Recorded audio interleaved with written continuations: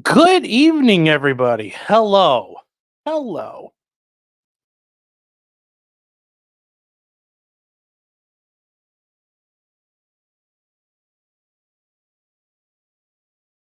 Sorry. Had that last one. I'm like, nope. Don't sneeze. Don't sneeze. You can do it. You can do it. So, welcome, everybody. Welcome. It is Thursday night. It's time for a Thursday night show. If you guys are new from especially the George Kelly trial this past, well, now 3 weeks. I'm Sean, so potentially criminal. And yes, this is the crown jewel of my work. Welcome to the Thursday night show, episode 109. 109 weeks straight. You can almost set your watch to it, as long as you're willing to be a couple minutes off. So thank you for everybody being here. I want to thank everybody who is here on and Rumble. Tell me Rumble's working finally. Should be reworking. We got people on Facebook, Twitch, Twitter, Kick, Rumble, and here on YouTube. And then also, last but not least, Locals. And everybody over on Locals want to say hello. If you guys don't know what Locals is, it's basically Patreon. It's Patreon without all the crappy rules and the arbitrary enforcement of things depending on the political winds. And over at potentiallycriminal.locals.com, you can join us there, and it's a lot of fun. It's just like Patreon. There's like a community wall. There's posts there. I'll post things. You can post things. We can talk about a lot of fun stuff. And then also, that's free. To become a member is free. You could join there. And if you wish to support me, it is $3 a month. You pay for 10 months, you get 2 months free. With that, you get access to 2 shows, live shows every month. No. Wow, that would be bad. 2 live shows every week. You get a Monday night show. And as I stated earlier this week, guys, on Mondays, we're going back to the Locals Only show. And then I'm going to try to do either at least, my goal is at least every other week, if not every week, on a Tuesday or Wednesday, doing a members only show for you guys here on YouTube. You deserve it. But also, it's hard to do YouTube and Locals because you can do whatever you want on Locals. YouTube's a little tough with the rules. As you guys remember, I got the 24-hour community guideline strike because I showed a gun for like 2 seconds being carried by an idiot. So, yeah. Oh, well. You live and learn. And that's where we at for now with that. If you wish to join and kind of see what it's all about, you can use the promo code SWITCHY, as seen down below, and you get 1 month of free access. And it's I think it's a good deal. I think it's a fun time. In addition to the Monday night show, we do a show every Thursday night. So right after this show, we hang out, have a fun time, and talk about stuff we didn't get to on the show or stuff that was appropriate for the show. And there's actually a lot of stuff we're going to talk about tonight that people have sent me that, well, just out of abundance of caution, we're going to talk about later. So that's at potentiallycriminal.locals.com. Also, if you're new, guys, we try to wait a couple minutes. People do filter in, and it takes a little while sometimes. Sometimes the notices don't go out right away.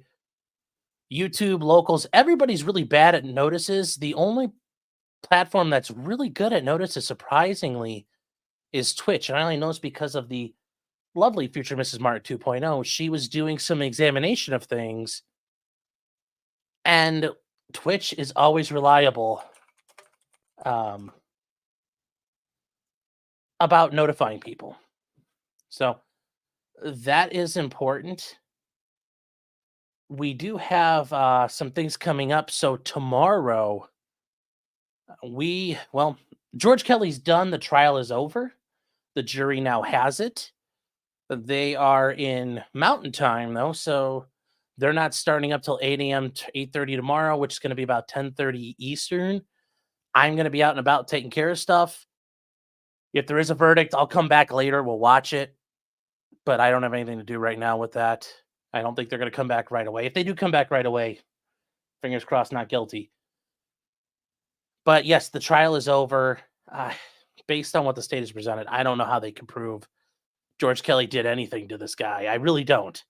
And I'm still holding that even if the jury does convict him, Judge Fink will give a directed verdict, which I think he should do as his obligation to the quality of the case presented.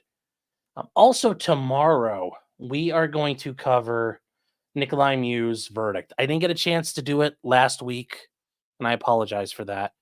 But we also have interviews with the jurors. We have the interviews with the jurors. We have interviews. The prosecutor gave a press conference right afterwards. And then Isaac Schumann's family came out, and I'm sure they're proud of their boy taking that knife like a champ. But we're gonna watch those, and we're gonna watch the jurors who gave out an interview recently, the past couple of days. And I think that's actually a good way to kind of wrap it all up. So it'll be tomorrow. And then later on tomorrow night, I'll be joining Jeff on his Fuck It Friday streams. That will be a fun time. I think that starts at 8. I might not start right away. I'm not sure what my schedule looks like right away. And then Saturday, we're caught up on the trials. So Saturday is going to be kind of an off day. And then Saturday night into Monday morning, we've got the Japanese Grand Prix in Formula One. If you guys like to join us, that will be. Actually, no, that's not. We already had that. Duh. What is this week? What is this week? I completely messed that up. We got Chinese Grand Prix. Sorry, the Chinese Grand Prix. So that will be a very fun time. We'll watch that live, and we watch that over on Locals. We'll kind of watch it together. Generally a fun time. But Saturday in general, like Saturday afternoon, Saturday evening, I will not be available. I'm going to be out and about doing stuff. I know, imagine that. I don't live in here or in a courtroom. I have a life outside of this. So I'll be doing that. And then Sunday, not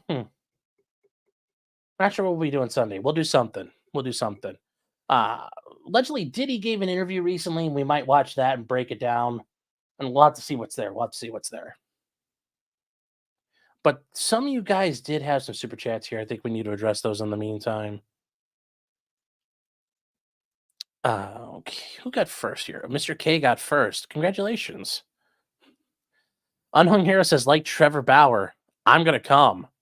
Please don't blackball me. Well, that is funny. If you guys are not aware of the Trevor Bauer jokes, one of the women, not the woman who Trevor Bauer lit on fire with that lawsuit settlement where he settled for no dollars and no NDA. Another one of these unloyal hoes tried to extort Trevor Bauer and is now being charged with felony extortion and fraud down in Arizona. And I'm getting the stuff together for that because I think that is awesome. These hoes need to be kept in line. If you don't keep the hoes in line, they run free. And if you're not going to let Trevor Bauer keep his hands strong, the state needs to keep its hands strong. And well, one of these thoughts is getting regulated with felony charges. So we'll take a look at that coming up, but not tonight. That might be its own show after I get all the documents for it. Ian Benoit for $20. Thank you very much for that. I really do appreciate the support. Says, do you think the deep state showed Speaker of the House Mike Johnson a picture of Hale Boggs and is playing for him to vote to fund Ukraine? That would scare any Louisiana politician. I don't know what happened, but I mean, really, we're going to keep... I'm not worried about the money getting flushed down the toilet. I'm worried about all the equipment we're flushing down the toilet. But oh well, slobber Ukraini, salami ukulele, slimy Ukraine, I guess is the new thing now. I in all honesty, I think the Israeli lobby, the pro-Israel lobby, really leaned on him to say, look, I know you don't care about Ukraine, but you know, us good Jewish boys need our shekels. And they leaned on him, and that's why he's doing it. Debbie says, was there something squirrely about the way George Kelly's defense rested? I've heard things, but I didn't see that part myself. It's weird because we didn't see it either. I didn't hear them last night. They were still going. And then this morning, it's like, up, they're done. I don't, if you know, Debbie, send me an email because I don't know myself. That was a little weird how it ended, but they ended really strong, tearing that detective apart. I think the judge said, "You guys, we're done." The judge said, the jury's getting it Thursday," and by God, golly, they got it Thursday. I think that was his way of imposing a deadline. Catherine says, "What about the finals for the pig race?" Well, the League of Pigs, yes. Oh no, we're gonna watch that tonight. The League of Pigs will be shown tonight on Locals. I promise. I'm looking forward to it. So thank you, Catherine, for that super chat. Play the rapper gun video. No, we're not doing that again. No. No.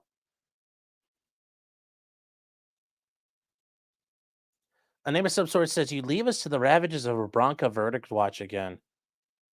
I gotta go do some, I gotta go pick up some money and get retained on a case. So yeah, unless you guys are gonna, front me the cost of the couple of G's, I'm not picking up tomorrow and sloshing in my trust account. Like, if you're gonna do that, okay, cool. But I'm going to do that tomorrow. Got to go meet that guy tomorrow, and then I have to go do a run out to another place and get some stuff signed by clients. So it's not going to be easy. Sean is going to touch grass. Yes, I already touched grass. I mowed my yard this week. Boomer says, "I'm watching Cody Camelot 331 at Talladega." Well, good luck to him. Hope he keeps it upright.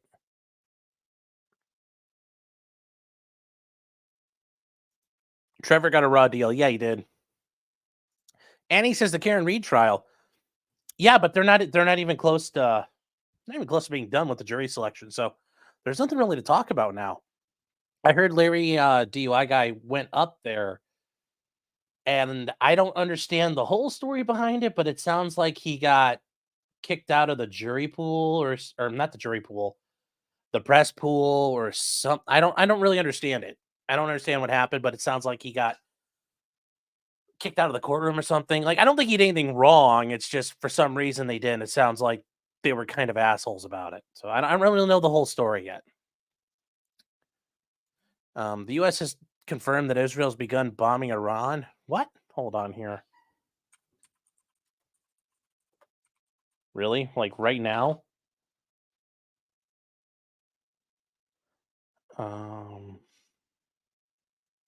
I guess we'll go to Twitter real quick. I'm kind of curious about that.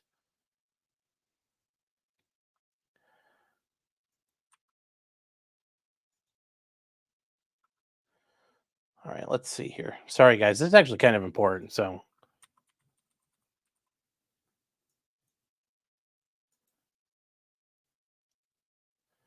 oh, explosions in Tehran. Oh, wow. Okay. Uh-oh. Oh, chat, this is again for real now.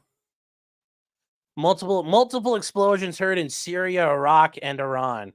I guess we'll find out how good the F-35 really is ultimately. I have conducted multiple missile strikes into Tehran. Ooh. Well, hope you guys go get gas tonight after the show's over, is my recommendation. Go fill up your cars. I'm not fucking joking. Go fill up your cars. That's not good. The judge timed them out and ended their case. Gouveia had it on. That's kind of what I figured was going to happen. I didn't get this. The parts, what we were able to see didn't show it, but we'll go back and try to catch up on that part. Gouveia is a boss. Yeah, Robert Gouveia is a great attorney. Great attorney and good YouTuber, guys. If you have a chance to watch him, very good showman, very good presenter. And not just a showman, but very knowledgeable. Very knowledgeable. A well-seasoned, well-practiced attorney. J-Rock says that whole thing is messed up with George Kelly. Yeah, but the state kind of sweet-dicked it and took them forever to present their case. And yeah, was upset about it. But the defense, I think, has done more than enough. And yeah, it's going to be a massive appeal issue if George Kelly gets convicted. But I have the feeling the judge is going to fucking dump the case anyway.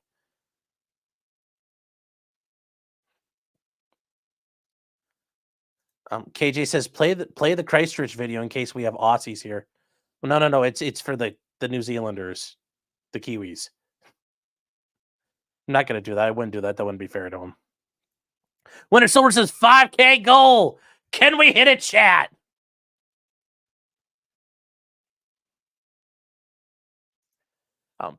Sean's getting a gallon of PCP. That'd be a lot of PCP, man. Parallax been a member for 17 months. Thank you very much, guys. It is very kind of humbling and also flattering, I guess, at the same time. And I don't, just really cool seeing that. Member for 17 months. That's a long freaking time. Says, when do you get your assigned corner demon?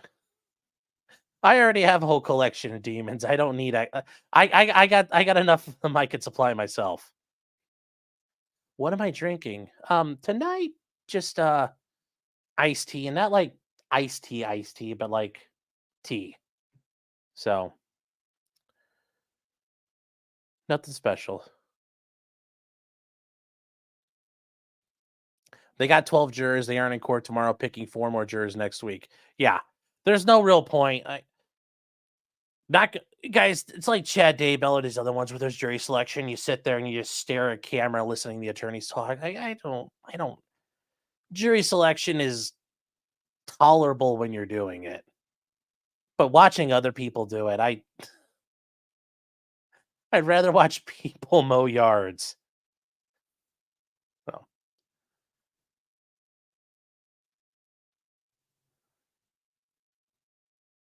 Yeah, gas is about to double in price, yes.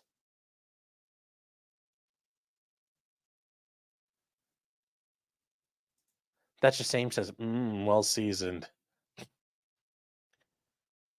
You saying that makes me a little concerned one way or another. Yes, jury selection bores me greatly. Unless you're doing it, it's absolutely you want to shoot yourself in the fucking head if you're not doing it.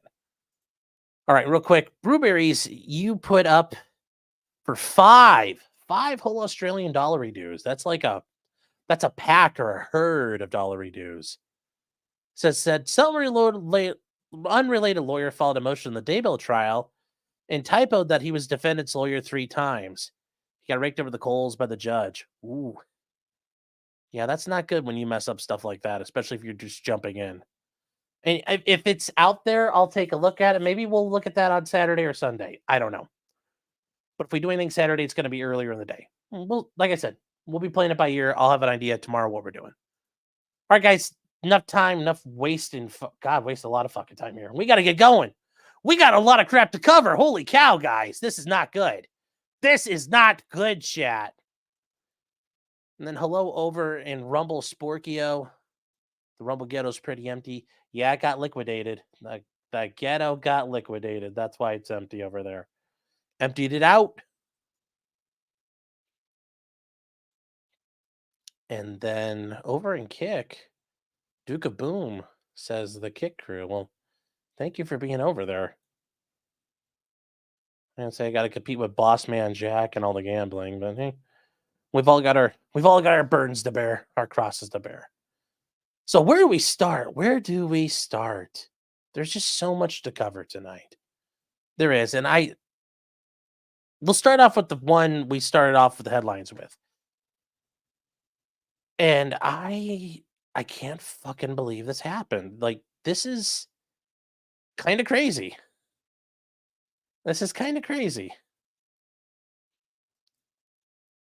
A former U.S.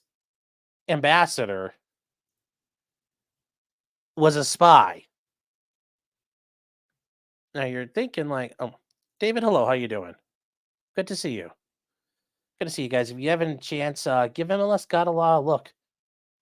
Good channel. It's David. It's the same David, just under different names because of some rather late unpleasantness that happened here on YouTube.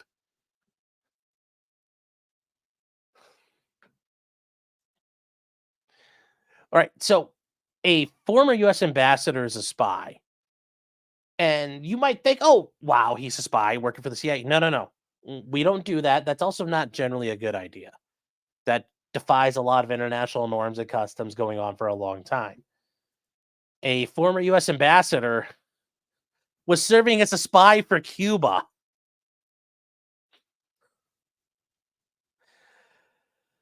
Yes. The Cubans compromised a U.S. ambassador while he was ambassador. And they compromised a guy named Manuel Roca. He was sentenced to 15 years in prison and has a $500,000 fine. Now, he worked for decades as a secret agent for the Cubans.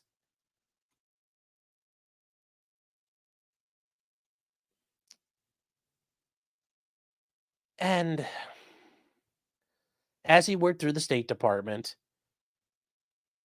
he worked for them for nearly 20 years as a spy. Now, what happened? Well, the prosecutors are keeping that classified because that's counterintelligence stuff. But apparently his attorneys have seen it, he's seen it. Yeah. Yeah. So basically, it's at least to when he was joining the U.S. Foreign Service, the U.S. State Department. He's been working for the Cuban fucking intelligence, the DGI. The DGI is their intelligence group. He's been working for fucking Cuban intelligence. Holy shit. And he went undetected for years.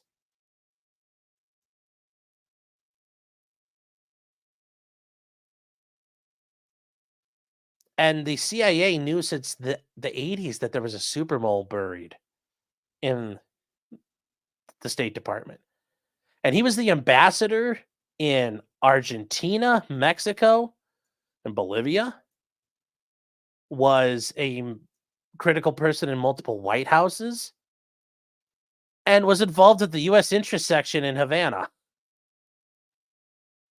Oh.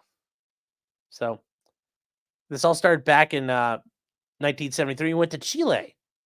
And he became a great friend with intelligence agents, glowies, Cuban glowies, the General Directorate of Intelligence, or the DGI. This guy was also advisor to Southern Command and did stuff for U.S. military things. And more recently, he was a Trump supporter and a Cuba hardliner. Which doesn't make... he did it to hide his allegiances, which is true, because if you're a Trump supporter, most of the Cubans who support Trump ain't friends of the communists. Except for this cocksucker. He didn't get thrown out of a helicopter. Now, what did he exactly do? Makes you wonder who's a spy today. Oh, yeah, all kinds of people. Makes you wonder, though. So, here's actually what happened to him. And he got indicted right at the end of the year last year when this case got kicked off. So, it's actually... this is a very quick turnaround time to get from federal arrest by the feds, indicted, pled out, and sentenced. This is a very, very short amount of time. This is like a rocket. But this is a special set of circumstances. So from November 1981 to 2023. Now notice he's not being charged with espionage.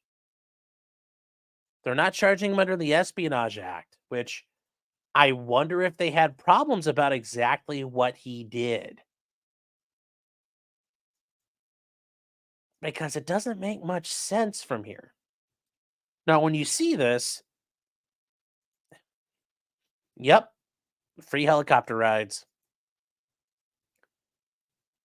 But notice, he's being accused of the conspiracy to act as a foreign agent of a foreign government to defraud the United States. So, agent of a foreign government, that's FARA, the Foreign Agents Registration Act.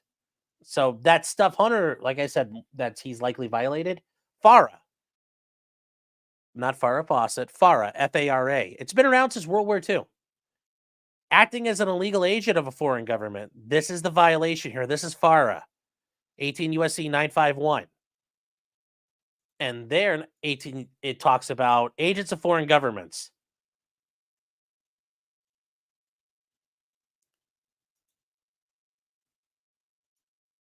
And whoever other than a diplomatic or consular official or attaché.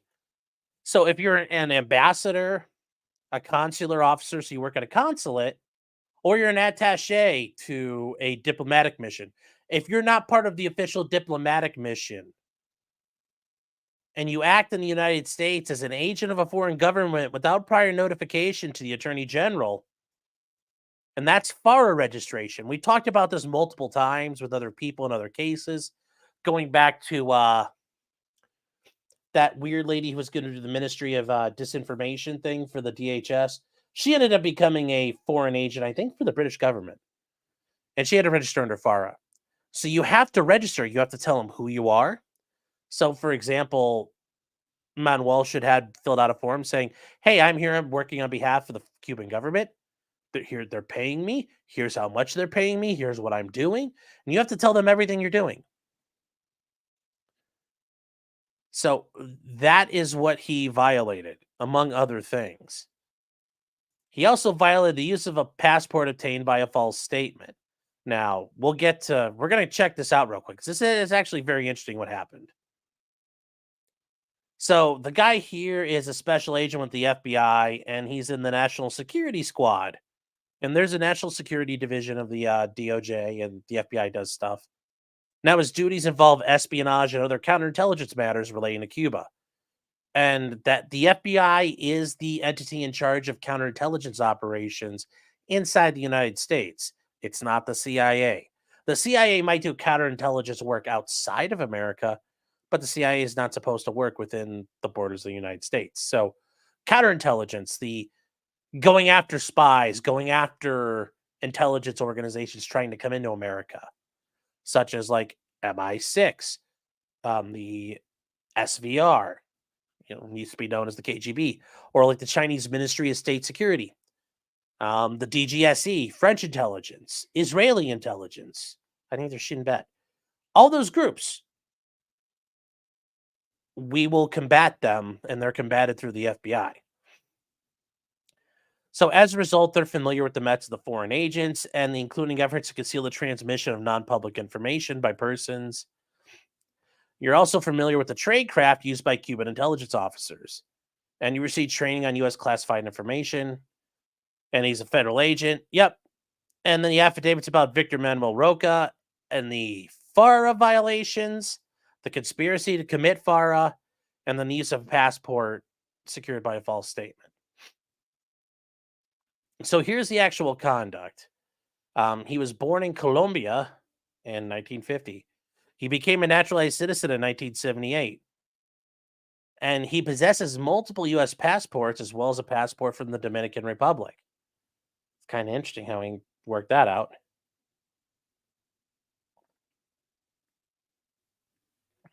And it sounds like he confessed by his own admission.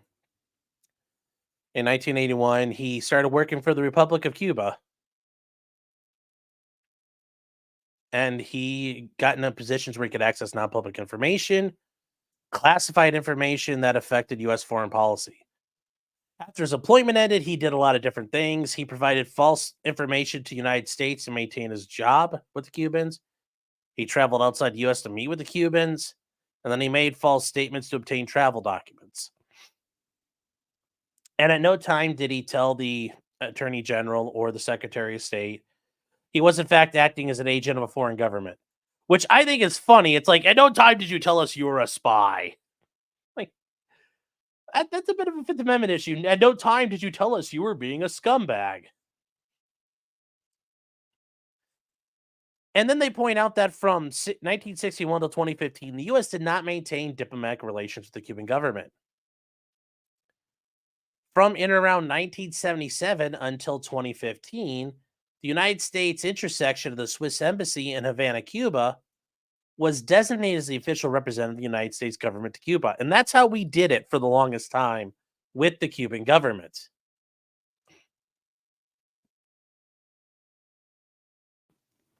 So that is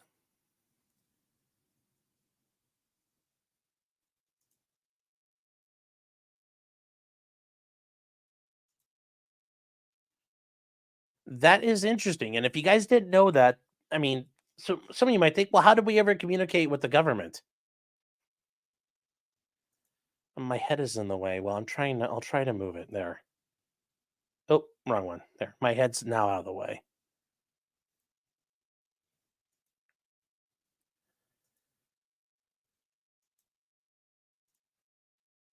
So we're going to keep going with this because I do think it's interesting how they catch him because they do talk about this. But that's how we talked to the Cuban government if we had to. We had people who worked through the Swiss embassy in Cuba. Which, if you're in Switzerland, well, you're stuck in the mountains in the snow. You're like, you want to go to Cuba? Yeah. Not yeah, like Coach Red Bull.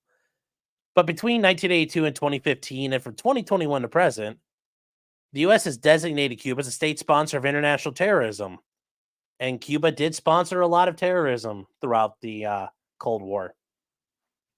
Supported Carlos the Jackal quite a bit. Since the Cuban Revolution, members of its party, including its intelligence services, use the Spanish term comandante to refer to Fidel Castro. The term compañero, which means comrade in English, to refer to regime loyalist. Okay.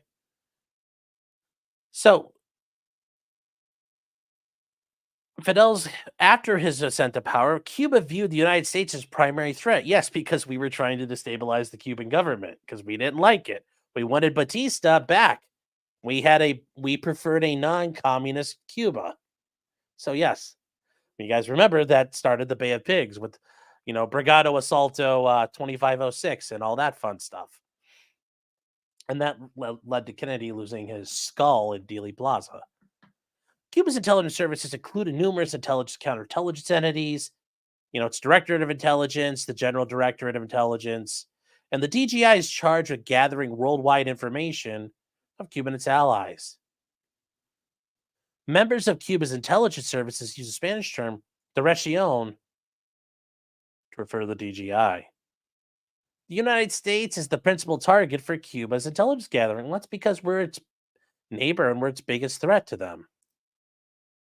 So they spot and assess persons within the United States, including employees of the U.S. government, who may be suitable for recruitment to serve a variety of roles. And intelligence agencies all over the world, even our allies, have people. And we have spies and sources inside our allies' governments, without a doubt. One of the most important roles is that of agent. That is a person who is not officially recognized employee of the DGI, but who is aware he or she is working for the service and is engaging in clandestine operational activity, including intelligence gathering. So basically, as an informant, you are an agent. You are giving them the goods. So, if you guys didn't know that's a crash course in intelligence operations called human intelligence. So, between 1981 and 2022, he was employed by the Department of State. And then from 1982 to 1985, as an employee, he served as a political officer at the United States Embassy in Santo Domingo in the Dominican Republic. From 87 until 89, he served as the military political affairs officer of the U.S. Embassy in Honduras. I'm not going to say that name because I don't know it. Although I remember my dad taught me this and it was true. Back at if you didn't remember the names of the cities of the capitals of the cities in Central America, what's the capital of Nicaragua? Well, back then you could say what's the capital of Belize? Belize City. What's the capital of Honduras? Honduras City.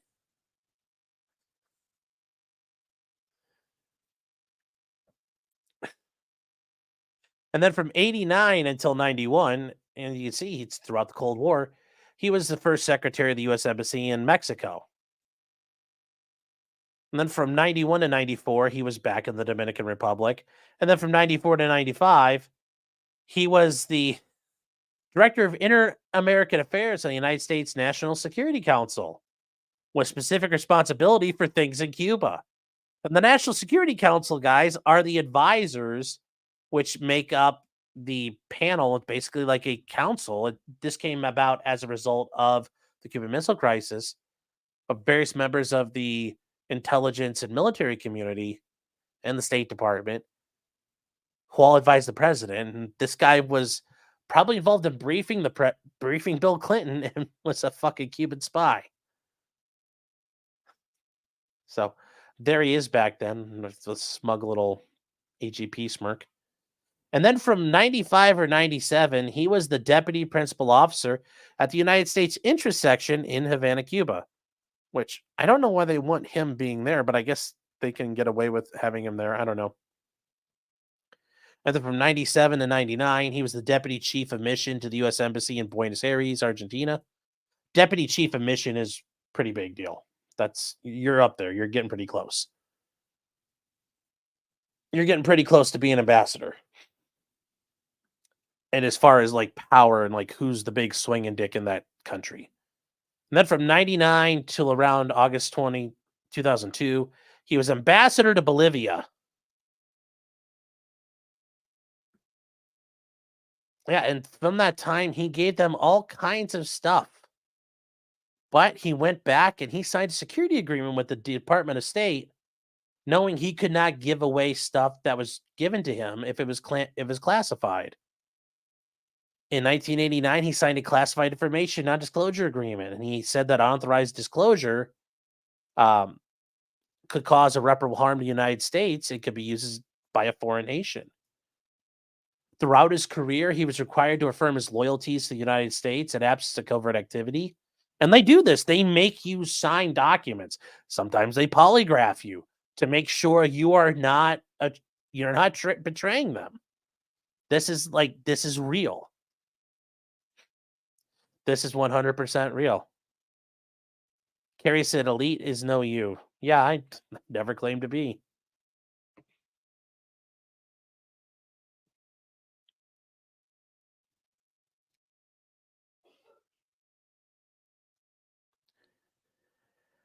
J-Rock says, surprised we didn't manage to eat Fidel well. Yeah. Yes.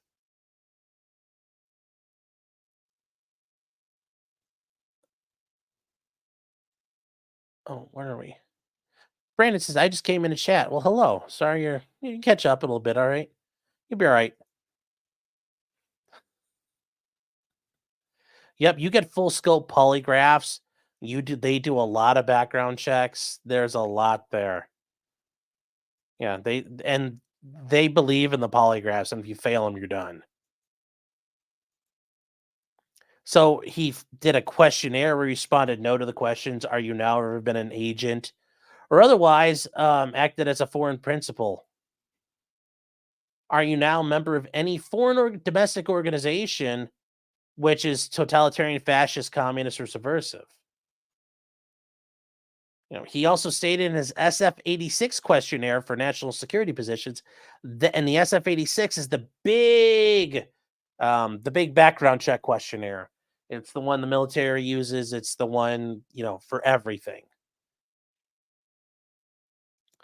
He was also checked multiple times. The FBI did a background investigation interview in 1994. He falsely stated he didn't know of anything that could be used bearing his suitability for employment with the U.S. government. And this is when he was getting put on the National Security Council. And they looked and they couldn't find anything, which is impressive. And in 1999, he did another questionnaire for renewing. He lied about being involved in all these groups. And after he retired, and here's how they, the things that can compromise you. Have you ever been employed by a foreign government firm or agency? Okay. Have you ever had contact with the foreign government's establishments or its representatives other than on government business? Now, if you say, hey, the Chinese government approached me and I told them to fuck off, well, you report that when it happens. And then, that happens, but you don't just ignore it and pretend like it didn't happen. Is there anything in your personal life that could be used by someone to coerce or blackmail you? Is there anything in your life that would cause embarrassment to you or the president if publicly known? So and aside from his consultant jobs, from 2006 to 2012, he was an advisor to the commander of Southern Command. The U.S. Southern, the U.S. commands like Central Command, African Command, European Command, and they cover Cuba. And he frequently traveled widely outside the United States, including a bunch to Cuba. And then he got caught, his contacts in 2022. They received information he was a covert agent. And this is fucking hilarious. This is fucking hilarious. So they stung this guy, Roker responded to a WhatsApp message from an individual purporting to be a DGI representative, but it was in fact an FBI undercover employee. The message read, "Good afternoon, Ambassador. My name is Miguel, and I have a message for you from your friends in Havana. It is in regards to a sensitive matter. Are you available for a telephone call?" Roca replied, "I don't understand you, but you can call me." And if you guys ever understand things, it's a bit of a joke when you watch movies where there's like the challenge phrases and things like that, where, "Good afternoon, sir. Do you have a match?" Or, "Hey, sir, do you know the score of the Indians game yesterday?" That might be the way I identify you. And that's my way of figuring out that's my, like, "Hi, I'm your fellow spy." And the other guy would have the information and he would respond with a counter phrase saying, "No, sorry, I'm a Yankees fan." And that way I know who it is. But if the guy says, "Oh, yeah, here's the Indian score yesterday, the Indians lost," that I know that's not the guy I need to talk to. Or he might say a different phrase, indicate, "Oh, you know what? I'm a Braves fan." And I might say, "Oh, shit, your cover's blown," and I'll leave. But that's why he's saying, "I don't understand you." That's not the challenges and countersigns he was given by the Cubans. "But sure, you could call me." What? He got fucking sloppy in his tradecraft, and that's how they nailed him. Counter phrases archaic form equipment. Well,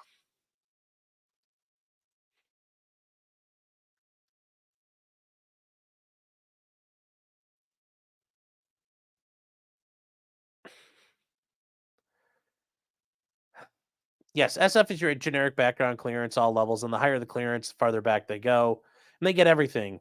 That oopsie you had as a tween, they find out a lot of things. They find out a lot of things. What did he answer to the gay question? I don't know.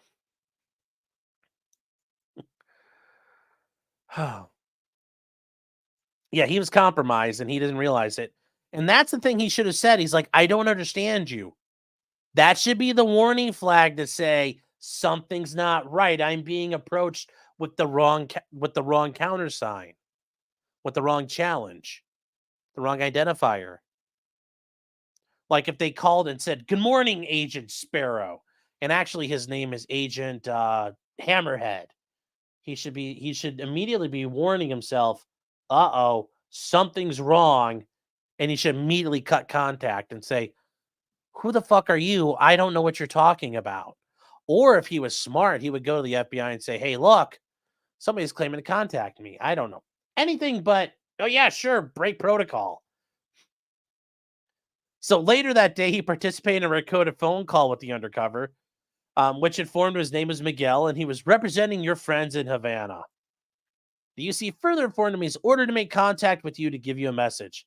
"I know you've been a great friend of ours since your time in Chile." The UC then explained, "We have little problems in the island and our embassy in Santo Domingo as well. But don't worry, I'm here to resolve the situation, but these are very delicate issues, and it'd be best to talk about it in person." I mean, you don't talk about I don't get it because that's not how you do that. You don't talk about all kinds of crap on the phone. You would have that, "Hey, you call up, be like, 'Hey, I'm looking for Bob. Sorry, you got the wrong number. Looking for Bob means I'm supposed to meet you next Tuesday at the Panera Bread on the corner.'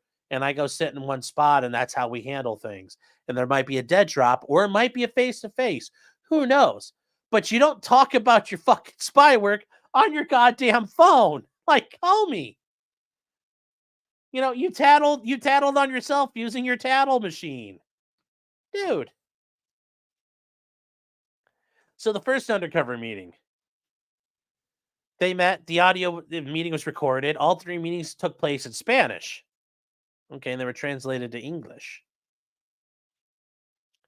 While traveling to the meeting location, he engaged in a surveillance detection route. And guys, I've mentioned this before. You can do counter surveillance when you're driving along. You can go through red lights. You can make multiple right turns to make a loop because if you make three right turns, one you might make a million cars might make one right turn. Some cars might make two right turns. You make 3 right turns and you think about it, you've made a circle. So you've gone around the block. Guess what? Somebody's following you. You can speed up, switch through traffic. Running a red light is always a good way to throw off a tail because you'll find out how bad that tail wants you. But then you have to worry about things like getting paralleled and other things and better counter surveillance than you have. So the purpose of an SDR is to determine whether or not you're being followed and observed to a covert meeting. Roca was observed taking an indirect, long, circuitous route to the church rather than going directly there. He stopped during the route or location for several minutes so he could observe the meeting place, and that's part of it as well. You scope out your location. Which, it's funny, he did all the counter surveillance stuff, but the basic thing of making contact, he completely ruined.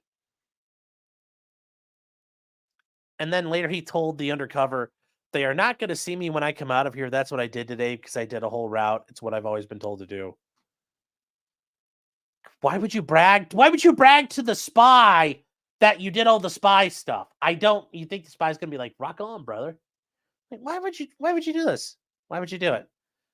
Well, at the start of the meeting, he guided the undercover to a food court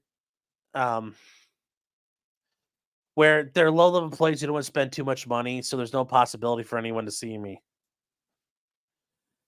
He's like, I have to know you have to be alert and you have to be hidden. So he was the covert representative of Miami, and he was to contact you as your new contact and establish a new communication plan. And Roca answered yes and engaged in a lengthy conversation where he described his activity working for the fucking Cubans. And say, I want you to tell my compañeros that I appreciate and thankful for this alert. I was able to travel to the capital there and I had a long meeting in Havana.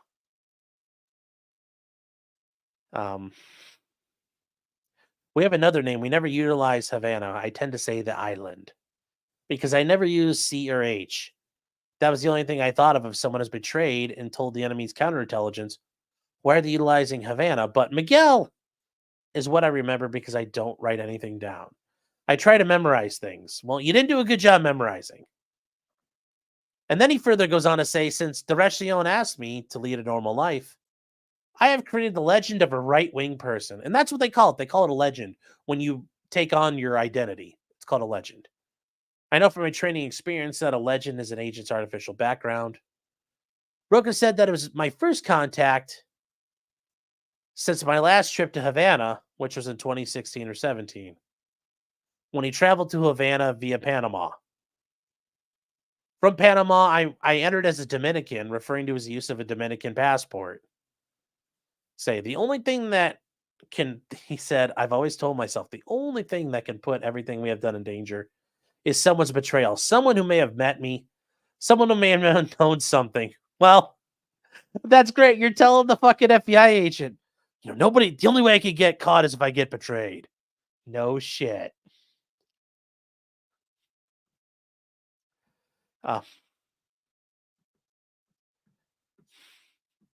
But yes, my number one concern was that any of my actions would endanger the life of the leadership or of the revolution itself, the Cuban.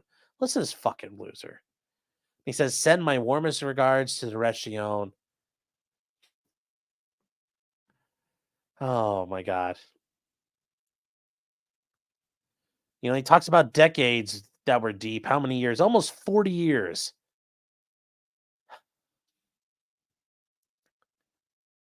They must have told you because you mentioned Chile, and that inspired trust in me. At the same time, I thought if there's a traitor and they know I was in Chile, I have to tell you something. This guy fucking admits to everything and doesn't realize it. But what a fucking asshole. And a moron.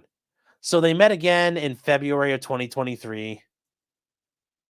And they proposed a backup location in the Dominican Republic, where low-income people go to the food court. Roca also agreed to utilize a Colombian peso bill as parole at the next meeting to ensure operational security. So the parole is the password or recognition phrase or item between the agent and his handler. So that's in addition to using the passwords or the countersigns. You might sit there and read like the New York Times, or you might read like War and Peace, and every time you're there, you're reading the same book. or you might have the same type of item, a red umbrella or red Wellington, something that's identifiable.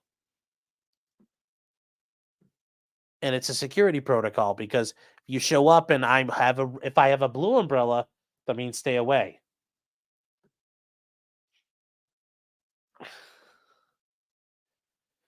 So in February, he did show up, and he showed up at the food court where they were there.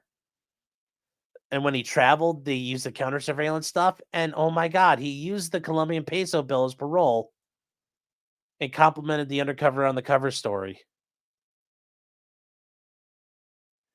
And then the undercover said, "Of course, we want you to continue being our comrade." I understand this guy doesn't realize how he's getting pumped for information because he talked about getting his State Department employment. They should have already debriefed him, and they should have known all of this, and it should have occurred to him, wow, I'm telling the guy information I already know. But this just keeps fucking going. And yeah, there we go. Yes, this is him now. This is him now.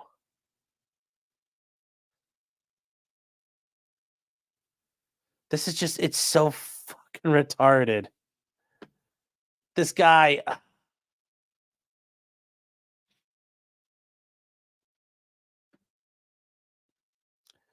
So anyway, they get to December of 2023, right before they arrest him, and the Diplomatic Security Service. They are State Department special agents. They are typically involved in dignitary protection. They're pretty high-speed dudes. They also do some investigative stuff in the State Department. They interviewed him, and he denied ever meeting the undercover, even with his description. When they showed them the picture, he said the UC approached him only one time. When they told him that they had more pictures, he didn't comment. So there you go.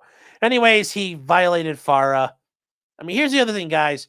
Know your passwords, countersigns, and your tradecraft. If it seems sketchy, walk away. Walk away. So don't ever do that, but he's gotten 15 years, so. J-Rock says, is he in a Supermax waiting on a trial or plea? Nope. He pled out. He got 15 years. He just got 15 years in prison. So I don't know where he's going yet, but he is going to prison. So that is what's happening to him. I couldn't fucking believe it. That was just so damn funny.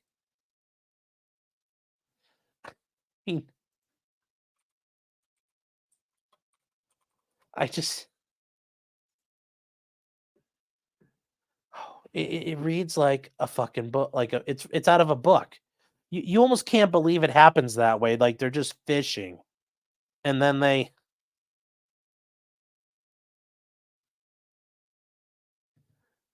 you,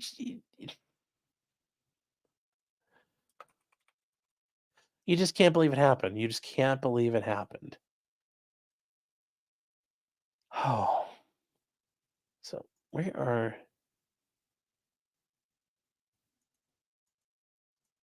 Oh, hold on here. I went to the wrong spot. I actually want to look up his sentencing because that should tell us. We can look up his sentencing opinion or sentencing order. And it should tell us where he went.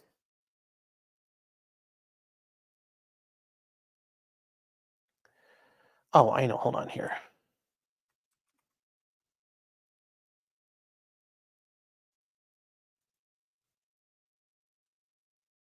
Oh, hold on here, chat.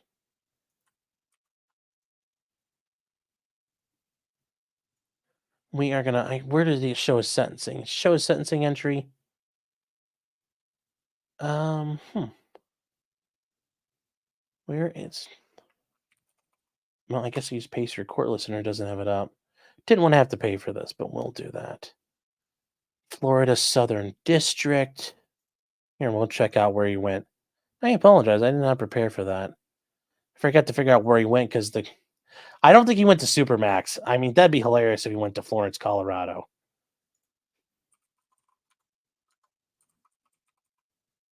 but I don't think he's going there.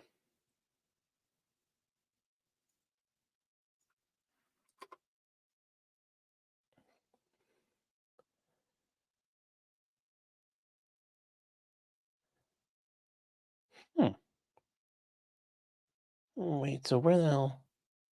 How do you spell this guy's name? Because I thought it was...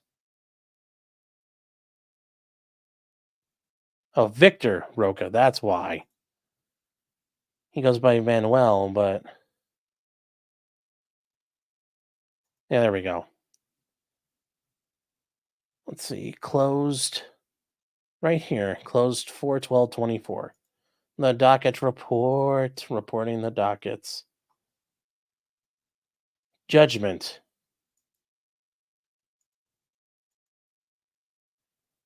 I just paid 70 cents for you, chat. All right, judgment in the criminal case. So he pled guilty to counts 1 and 2, conspiracy to violate FARA and FARA. So he got a term of 60 months to count 1 and 120 months to count 2, for a total of 180 months. Counts 1 and 2 to be served consecutively. You guys are aware 120 months is 10 years. 60 months is 5 years. So he is being designated for FCI Miami, which is kind of nice that he's not being taken away for him. So he's very lucky in that regard. And then he's gonna have supervised release for 3 years after that. So, yeah, surprised he didn't get thrown out of a helicopter. What? What? What? Muted? I'm not muted. What the fuck are you talking? Did it not show up? Okay, well, whatever.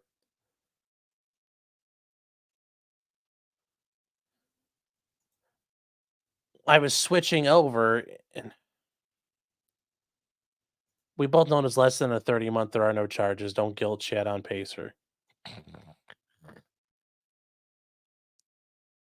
Yeah, your highlighter opacity is too high. Okay, thank you. I will keep that in mind.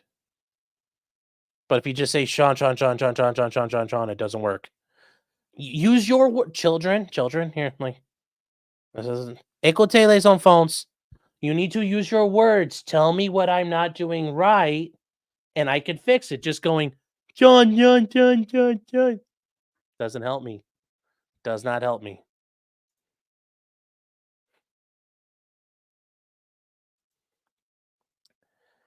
On here, Brewberry. So I got that done. That's a shame. Says you didn't see my explanation earlier. You said not to Great Bay Areans because I said it'd be too vanilla, and I was excited because I had a witty thought for once. Yeah, I kind of just right over my head. Nicholas Kreuzer says for $10, I named my cat Pinochet. Just saying for no reason. Sir Fist says, did FISA catch him? No, I doubt it. And a lot of times this stuff, somebody kind of lets something drop or something gets caught or there's like a rumor that gets around to the right person. Usually how that happens. No FARA violations for Hunter. Well, Bear, this guy did get it. But the good old DOJ managed to get General Flynn on it. Well, they did get this guy on FARA. Quicks is saying Sophie got burned. Why this time? I don't know. It's weird. Shaw Foss saying his handler died exposing him. Maybe. That's a shame. Says Big Snape vibes. Hell of an Occlumens or an Oculemons? I don't Harry Potter. You have to help me here. Brandon says, where's Ambassador Clyde? Janet Morgan says $5. You're right. Prank caller. I don't like prank callers. Leave me alone. No, stalker. You should be like, no, stalker child. It is you who is going to prison. Have a good day. Make the highlighter more translucent. Okay, I'll work on that. Just use a black highlighter, a thick one. It's just like redacting. Janet Morgan for $1. Thank you, Janet. And Janet says, this was the 70 cents you just spent for chat. Thank you. Thanks, Janet. This guy's sentenced to Miami, which is basically Cuba. Yeah, except there's a big problem. Everybody in Miami will probably try to kill this guy at some point because he spent time in their community grifting and being a part of their community. Hold on, I'm gonna actually see if I can grab Clyde. These guys are gonna fucking kill him when he gets out. They won't forget. Yes, Space Janet. And Island says this is amusing. You have no idea what the topic I'm talking about.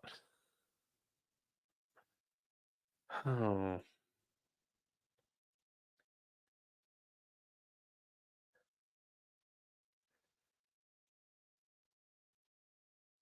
Pacers should be totally free. Yes.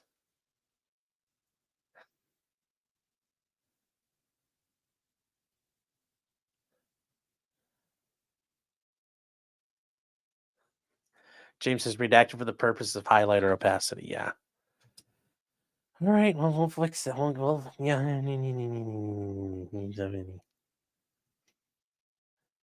All right, guys. The next thing, and I thought this happened last month, but it is worth talking about because it was something that we covered, everybody covered, and we thought was absolutely hilarious. Meaghan Hall. If you guys remember, she was the officer down in Tennessee who basically got hollowed out by the entire police department. Well, her husband was a cop at another police department, and apparently he was, going to stay by her and thought it was okay. So she actually filed a federal civil rights lawsuit against her employer, and they settled with her for $500,000.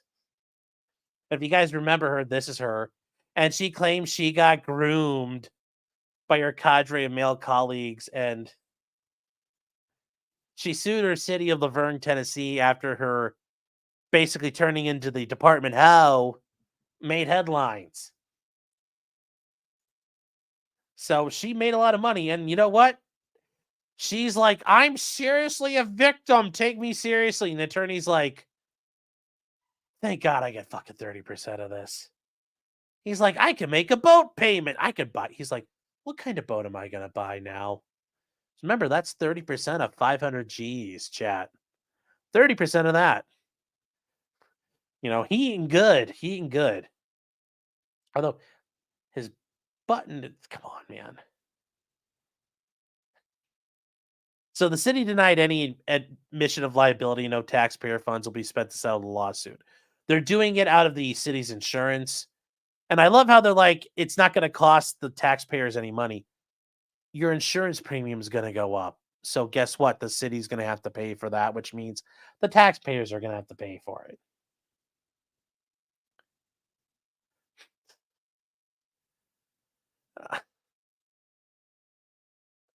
If you guys don't remember, she was basically banging the whole department, was having sex with them while on duty.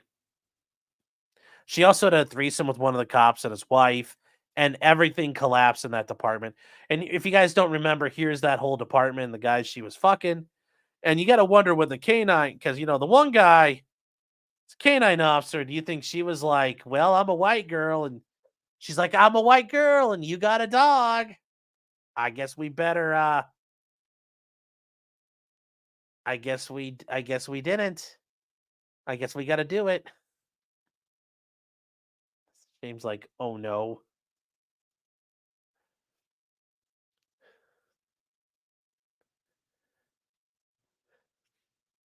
So, dude got one hell of a grift. Yes, he did. Yes, he did. 150 G's at least.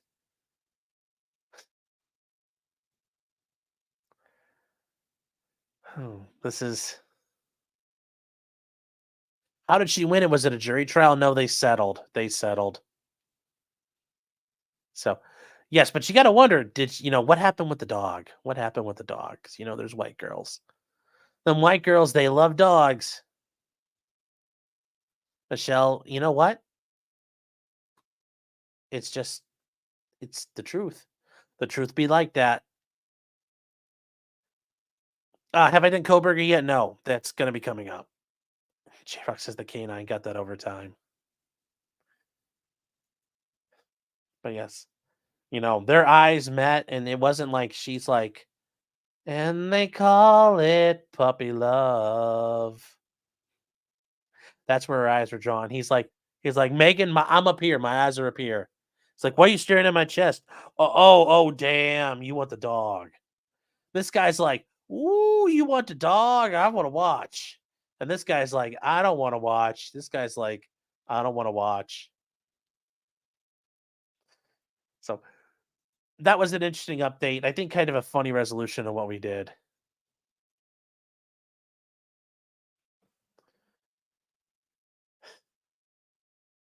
Bob says, was it the threesome with the dog? Maybe. You never know. You never know. And then Colothu for $2 says, do you like going boat fishing, Sean? Just curious. Yes, going on a boat's fun. Going on a boat is fun. Going on a boat's always fun. Now, Bryan Kohberger, there have been some developments there. You guys remember he's accused of ginsuing and performing high level dissections and vivisections of those college students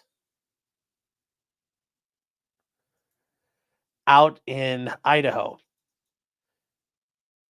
And at first, I was really convinced they had something good on them. But I'm actually, hold on here.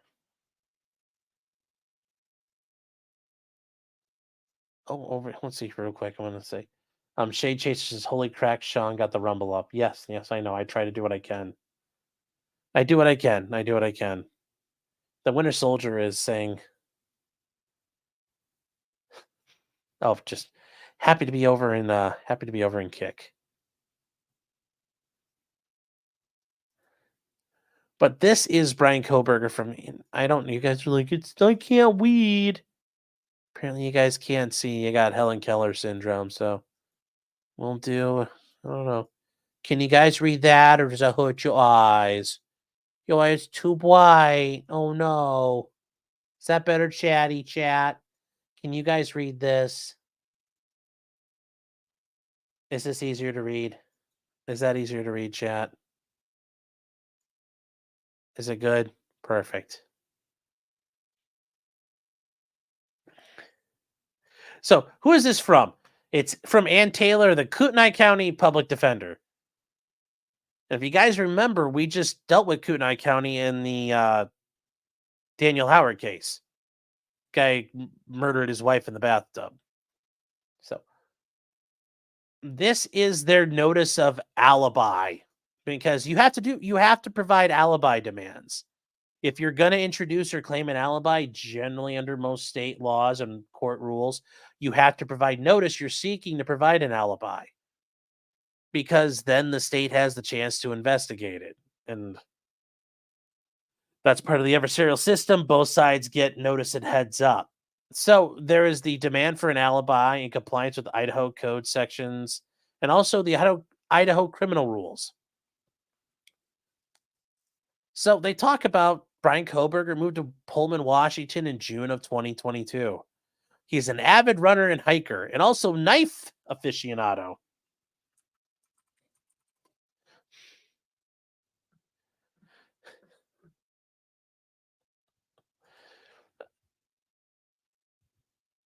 So where is this? They talk about living in that area. Hold on here.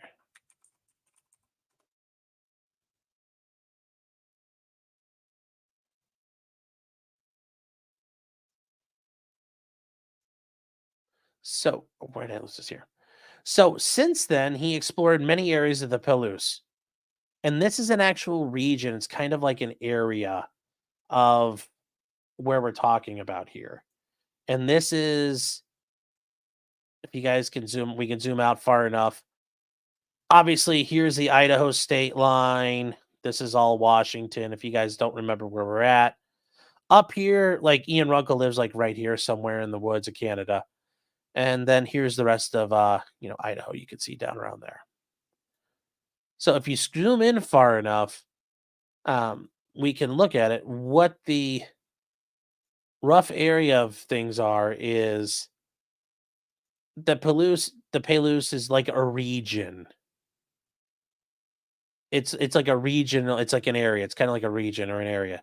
So it's all over this place. Like it's a lot. That's probably not that big ultimately, but it covers. I mean, like there's even a city, Palouse, and I know I'm butchering that because that's an Indian name, but I don't know what it actually is pronounced. But there's even a city near the state line, and this is also a region where, and we talked about this before, Moscow, Idaho, where the university was, and Pullman, where he was at. Look how close it is. It's not very far at all. So, of note, he explored the Wawawai Park in July of 2022, and it became his favorite region. And after the school year began, he was busy with his classes at Washington State, and his running and hiking decreased but did not stop. Instead, his nighttime drives increased. And this is supported by data from his phone showing him in the countryside late at night or in the early morning on several occasions, probably out murdering hookers. The phone data includes numerous photographs taken on several different late evenings and early mornings, including November, showing the night sky. And their argument is that, yes, he was out driving in the early hours of November 13th, 2022, as he did. He did often hike and walk around to see the moon and the stars. And he was out in the area of Pullman, Washington, west of Moscow, Idaho, including at Wawawai Park, which I don't know how the hell you print. Wawawai Park.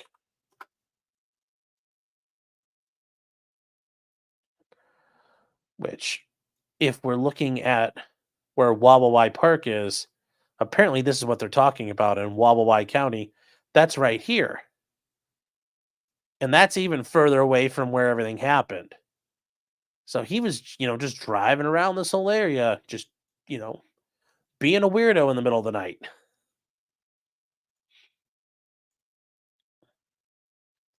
Axe says he's looking kind of innocent. Yeah, but that's still that issue about the DNA on the knife sheath is still really weird. Like, how did that get in the house? I'm a little concerned about that part.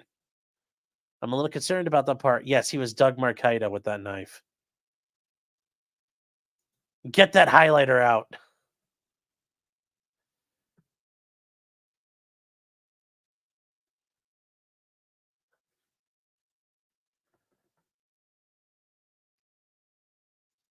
Some of the chats and yeah, people are getting crazy about this case.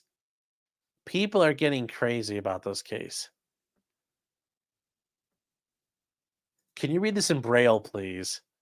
Are you telling me if you guys can't read that, I don't know? I'm looking at it through what you guys see and it's visible. Does this address his Reddit post? No.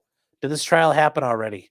This trial is not happening for a good 6-7 months. Fix your highlighter. Guys, if I make you can barely see it now. Is this really what you need? You guys need a blind man mode? Dried out highlighter? You just can't. I don't know how you guys can't read this. There.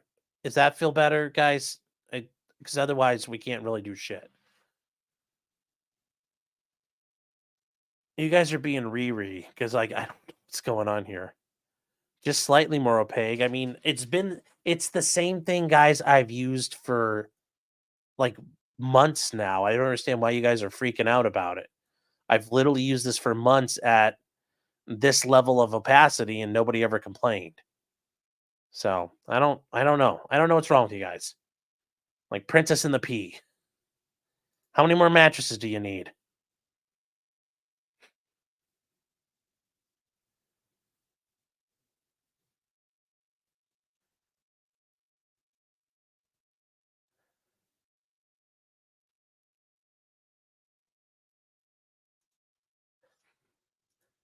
And Swizgar says, if it hadn't been for Coot and I Joe, I'd been married a long time ago.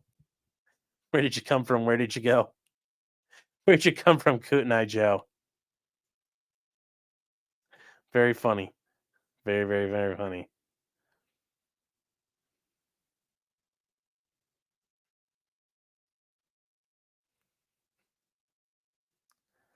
All right. So what is it actually going to show? Well, they'll show that he was west of Moscow, Idaho on November 13th, and his mobile device did not travel east on the Moscow Pullman Highway in the early morning hours of November 13th, and thus the vehicle could not be captured on video along the highway near Floyd's cannabis shop.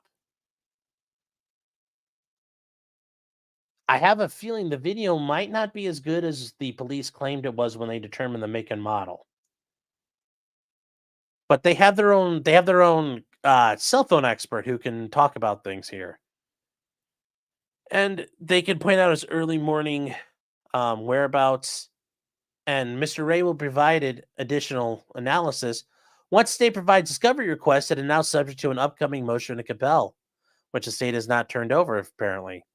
If not disclosed, Mr. Ray's testimony will also reveal that critical exculpatory evidence further corroborating Mr. Kohberger's alibi was either not presented or has been withheld. So they're already warning him, if you don't give us the data, this guy's gonna talk about how you're hiding it. So there was a certificate of delivery on it. And this is Cy Ray's curriculum vitae, his CV, his work history. He's Burning Mountain Productions, doing business as the Socialite Crime Club. That just sounds fucking weird. Looks like he did investigative work for LexisNexis. He was also president of ZX. He was a cop for like 15 years. Okay. He was part of he did training stuff. He was a cop in another place in Show Low, Arizona.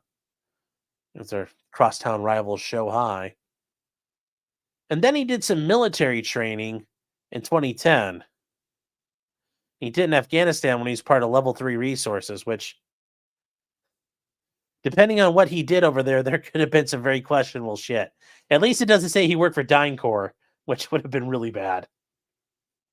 But he's got over 1,000 death investigations, gang homicides, 150 robbery investigations, 100 kidnapping investigations. He's been involved in all kinds of stuff. I mean, look at this list. He's very well trained. He's done cellular tracking and operations in a tactical environment. He did undercover ops in Afghanistan, which this just seems weird. He was like part of a 10-man undercover team targeting IED cells operation in a battlefield. I mean, he only did it for a little while. He did it for like 6 months, which is a little like, how could you really do anything in that much time? But whatever. His fields of expertise, though, are cell phone and radio devices. So that is what's going to happen here. It looks like, yeah, I get it's looking more and more like Bryan Kohberger may not have done stuff. Janet says, so this guy's a spook. I don't know. I don't know.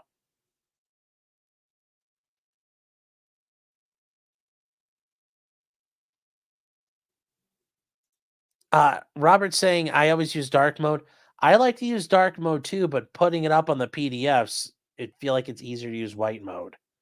It'd be easier for you guys to read. And also, I don't understand why it won't do it because everything else shows up in dark mode. I don't know how to make that not be dark mode. So, whatever. And just to point out, shit's in dark mode. Like, here you guys go. Like, more tampon juicing for y'all.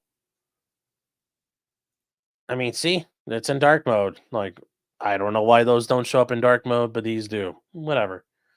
E. Jean Carroll, going into some Second Amendment related news, which I love this. The writer who bested Trump in court surrenders a gun to police.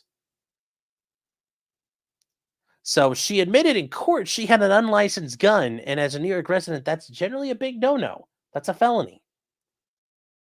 So during a court case, she had mentioned that she had a gun and she kept it in her house, and that she kept a high stand revolver. It has 9 chambers at her home with ammunition by her bed. And then in February, the police showed up to discuss issues because she admitted to having an unsecured and unregistered firearm in the state of New York. And the police said, hey, nice old white lady, we'll secure that pistol. It's for safekeeping until you obtain a license. No harm, no foul. Yeah, very, very interesting. Very interesting, isn't that? Coupled with, this part that just happened here. And a guy in the Bronx, in Brooklyn, got busted with ghost guns. His name is Dexter Taylor. He is a computer guy, and he goes by the name Carbon Black on Twitter. And this just happened. He has been sentenced. He got convicted on multiple gun charges, and his sentencing slated for May 13th. And he's looking at a shitload of time in prison. Isn't it funny? Yeah, he built a ghost gun. Okay, well, we're gonna throw him in prison. And E.G. and Carroll. Well, the nice white lady has a gun. No big deal. Makes you wonder. Makes you wonder. Is it really about guns, or is it about oppressing minorities? I mean, because when you think about it, who's the target of all these crimes? Or who's the target of all these laws? Minorities. Minorities.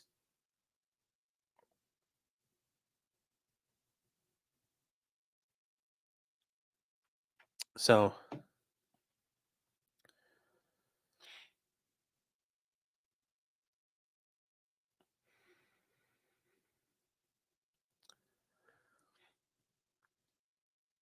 yeah, yeah. Just admire the racism there, and notice nobody's going to complain about it. No one's going to complain about it. They're just going to say, fuck that guy. Fuck that guy. Which, I guess. I guess.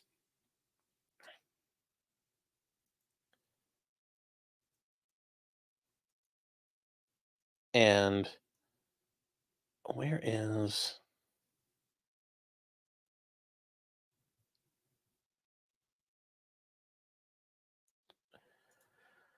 Speaking of other trials, here, hold on. Deanna saying, what is a ghost gun? A ghost gun is anything the government doesn't like. It's any firearm that doesn't come from a manufacturer that has to serialize it. So, for example, a 3D printed gun is a ghost gun. Something like an 80% receiver. Like this thing here. This is not a gun, YouTube, but it's not a gun. It's a piece of metal. And if I drill it out, it's a firearm. And guess what? It's not serialized. It's not traceable. That makes it a ghost gun. If you take a piece of 3/4 inch pipe and put a 12 gauge shotgun shell into it, that's a ghost gun.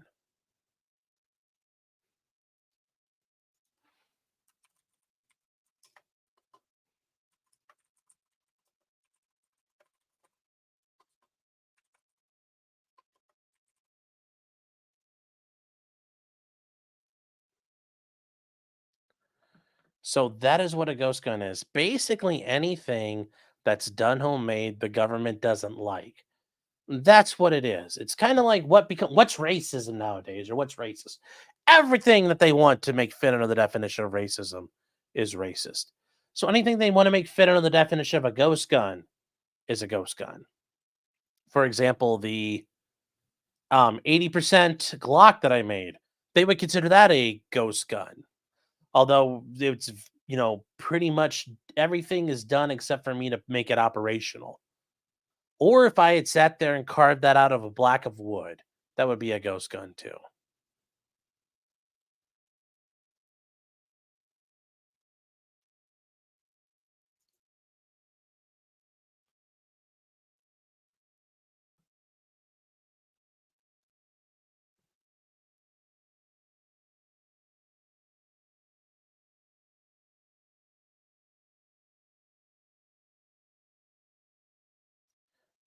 You guys are saying 3, 2, 1. Stop. It's fine, guys. We're still there.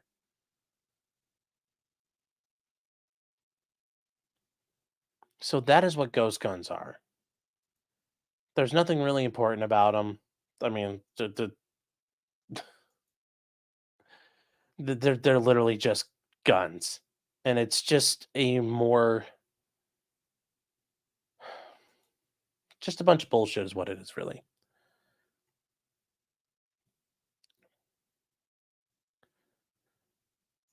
I must have a good lawyer to taunt you two twice in 1 week. Well, I just showed it real quick, and it's not a gun. It's not a gun.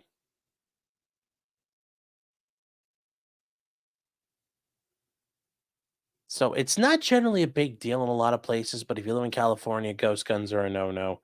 If you live in New York, they're a no-no. If you live in a lot of the Northeast, they are no-no options. If you don't live in America, they're definitely going to be illegal as hell. Do not touch them. Do not touch them, please. Do not. Don't. No, no, no, no, no, no, no. I don't. Do not do that. That would be a very, very bad idea. Very bad idea.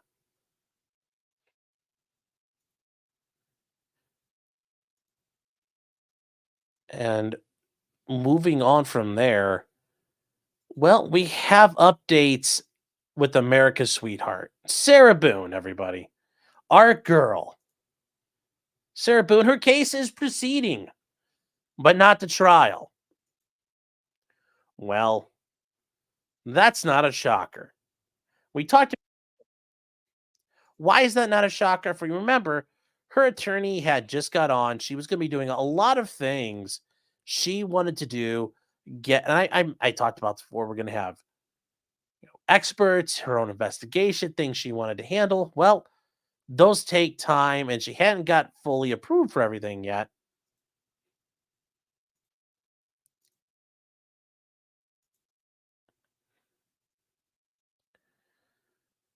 So we have that information updated for us to look at here. And we are going to, where is it? Oh, where did I just had it. There we go. So here is Sarah Boone's case. So she was set for the 12th for a hearing, and she was set to go to trial May 13th. Well, that's canceled. The hearing on May 3rd is canceled. And instead, she's got a pretrial hearing set for June. So she got authorization to incur costs obtain copies of the depositions of state's witnesses. She has hired experts and has outstanding depositions. And that is a bit of an issue there. Well, what are we going to do? Like, we have to see these documents. We have to get this stuff ready to go.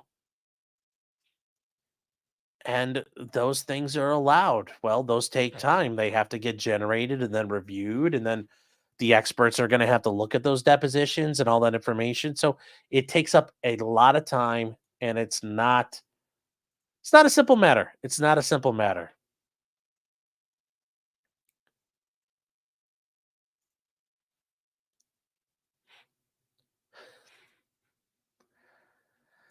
Enormous says, are ghost guns legal in international waters? Do so at your own risk. I cannot give you advice on that. I would not recommend it. I would not recommend it. So, could you register your cannon as a dildo launcher in California? Probably, maybe. I don't know. I don't know.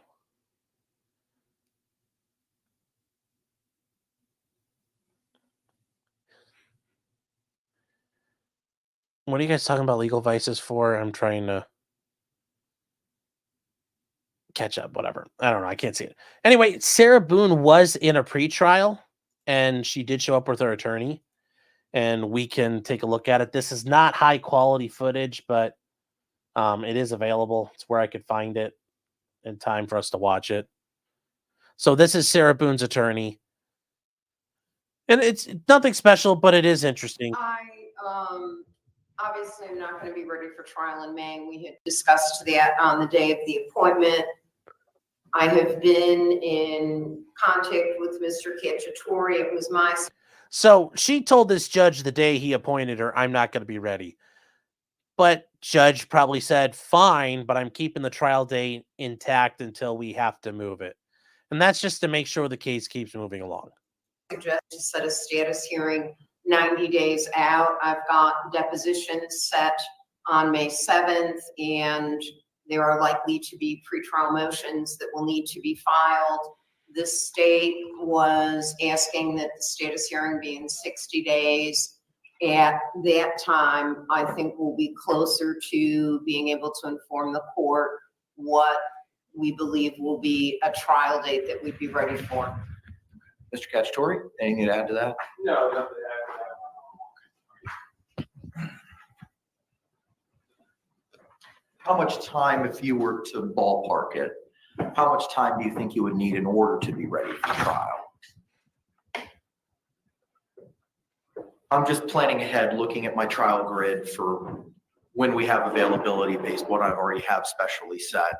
See if we could kind of work backwards from that way. It's difficult to say at this point. I believe I'll be in a better position Guys trying to stay out of the way, and there's Sarah sitting in the back to corner. give you an answer to that. I've hired an expert, and a number of things are dependent on completion of her evaluation and where we're going to go from there in the case. It is my hope that at the next status hearing, I will have gotten those things completed with regard to the expert, and at that point be able to answer that. She does not look thrilled. She does not look I thrilled did at all. send you- Looks very upset. Which is approximately 58 days out, June 10th. I Juneteenth. may be in trial in front of Judge Chu that week, just to let the court know. If that is the case, I may need to move it last minute. It is the beginning of your trial period with Judge Chu that Monday, the 10th. Yes, that's the first day of the trial period, sir. Okay. If we were to set you then for the Friday before, the 7th. I'm available. Mr. Cacciatore?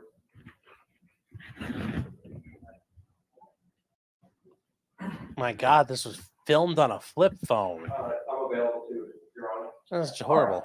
We will set this matter for a status potential determination of trial dates on Friday, June 7 at 8:45 a.m. Anything else to address, Mr. Cacciatore? No, Your Honor. Anything else to address, Ms. Cashman? Not that I'm aware of, Your Honor. Ms. Boone? Anything else to address, Ms. Cashman? Not that I'm aware of, Your Honor. Ms. Boone? All right. We will see you at that date and time. Thank you all very much. Well, that was interesting. He let her talk. He's like, you got anything to say, Sarah? She's like, nope. Nope. So apparently Sarah's okay with it for now, which means next week we're probably going to see a letter saying, oh my God, fire this attorney. She's horrible. Judge, I've been sitting here and the internet knows all about my case and I don't know nothing. What was that mask on that video? Yeah, he doesn't want any letters. I know, but she's probably going to send one now that she's saying everything's okay. Definitely likely to happen. Unknown Hero says 800 by 600 resolution only. Thanks. Brandon says, that's it, Sean. You're done. Give me the car keys. And Sleazy gifted 10 memberships. Thank you, Sleazy, for your support. And thank you for your, thank you for your generosity. And then Hunch gifted, dropping 20 subs. Thank you very much, Hunch. Thank you really for that support. And also thank you for your generosity to everybody out here in chat. I know they appreciate it. And hopefully you guys tell Hunch and Sleazy thank you. Then potentially criminal. Well, moi. Gifted 5. Well, thank you. Thank you, Sean, for your support. No. Oh, no. Thank you. You're too kind. I do this because you're such a great host. Oh, thanks. Stop it. And Janet Morgan, holy cow. 20 memberships. Damn. Hunch and Janet are making it rain. Janet, thank you very much for your support. Thank you for your generosity. Guys, please tell her thank you if she gets one. I know just very nice, very, very nice, very generous.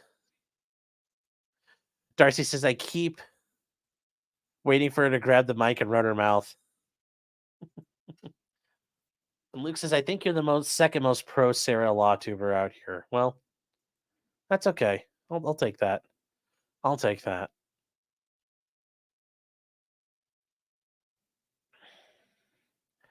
Stop sucking yourself off like you're Cretan Waters.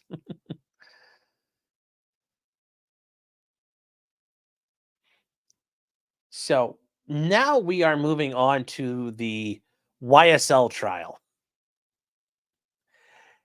And if you guys remember, Young Thug is part of the Young Slime Life crew. Well, things are falling apart there in a very, very impressive manner, in a very quick manner.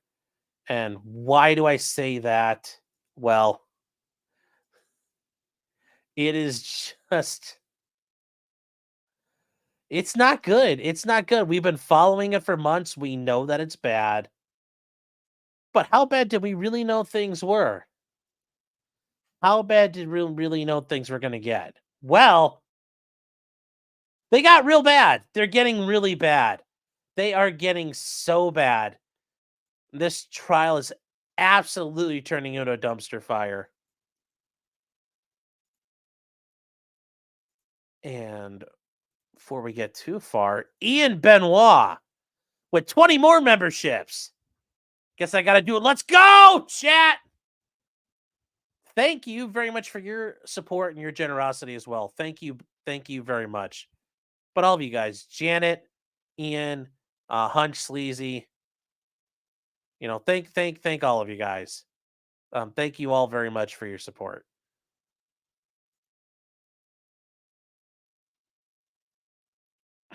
Say, bet Ian won't do it again. Yeah. So I haven't shared the screen yet because I was trying to talk to other people first. Big Happy with 20 more memberships. Damn, you guys are just going crazy tonight. Making it rain like at the strip club. 20 more. Thank you, Big Happy. You know, only you can return fire. That's a great... I like that. I like that. Thank you for your support and your generosity as well.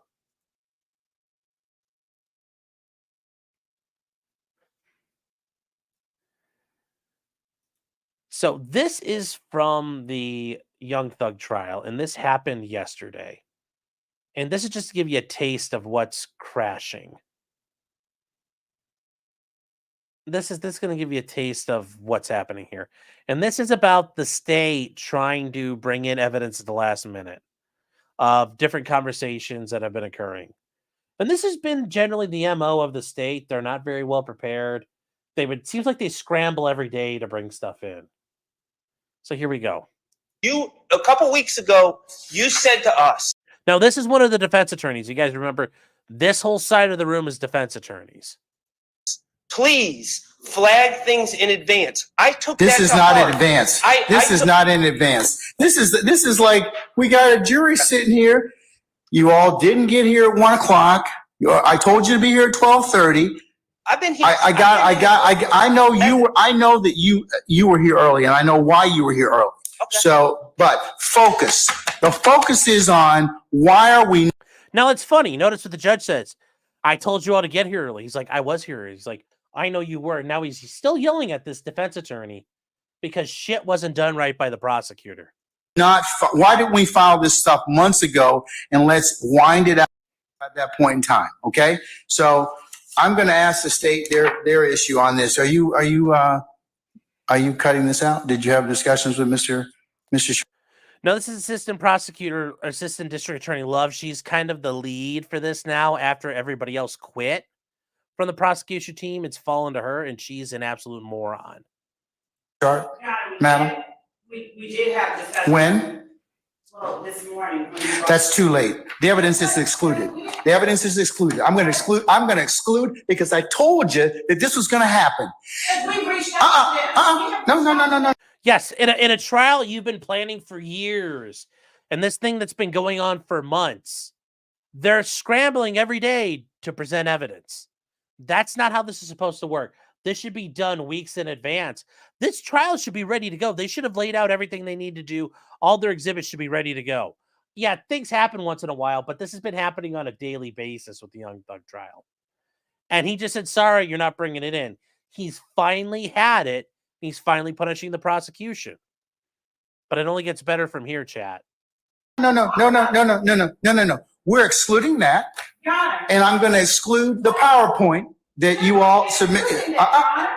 Well, you're not going to wholesale introduce it. We had no intention. Your Honor, All right. let me just be real clear. We do not intend to introduce this PowerPoint today. I personally reached out via telephone and called at least 2 members of the defense team and asked them to call me back.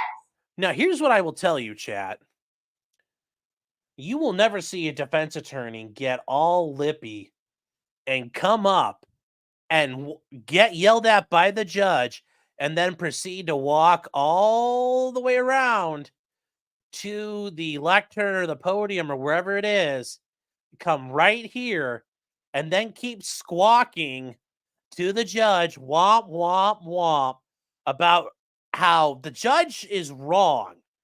And that it's like, honey, and she's basically saying, you don't understand, judge. You've got it wrong. You're not listening to me. And she's like, I'm trying to spread the gospel with you, and you won't listen. And listen to her. She is fucking arguing with the judge. You don't ever see defense attorneys do this. You know why? Because their client is there, and their client will get hurt for that.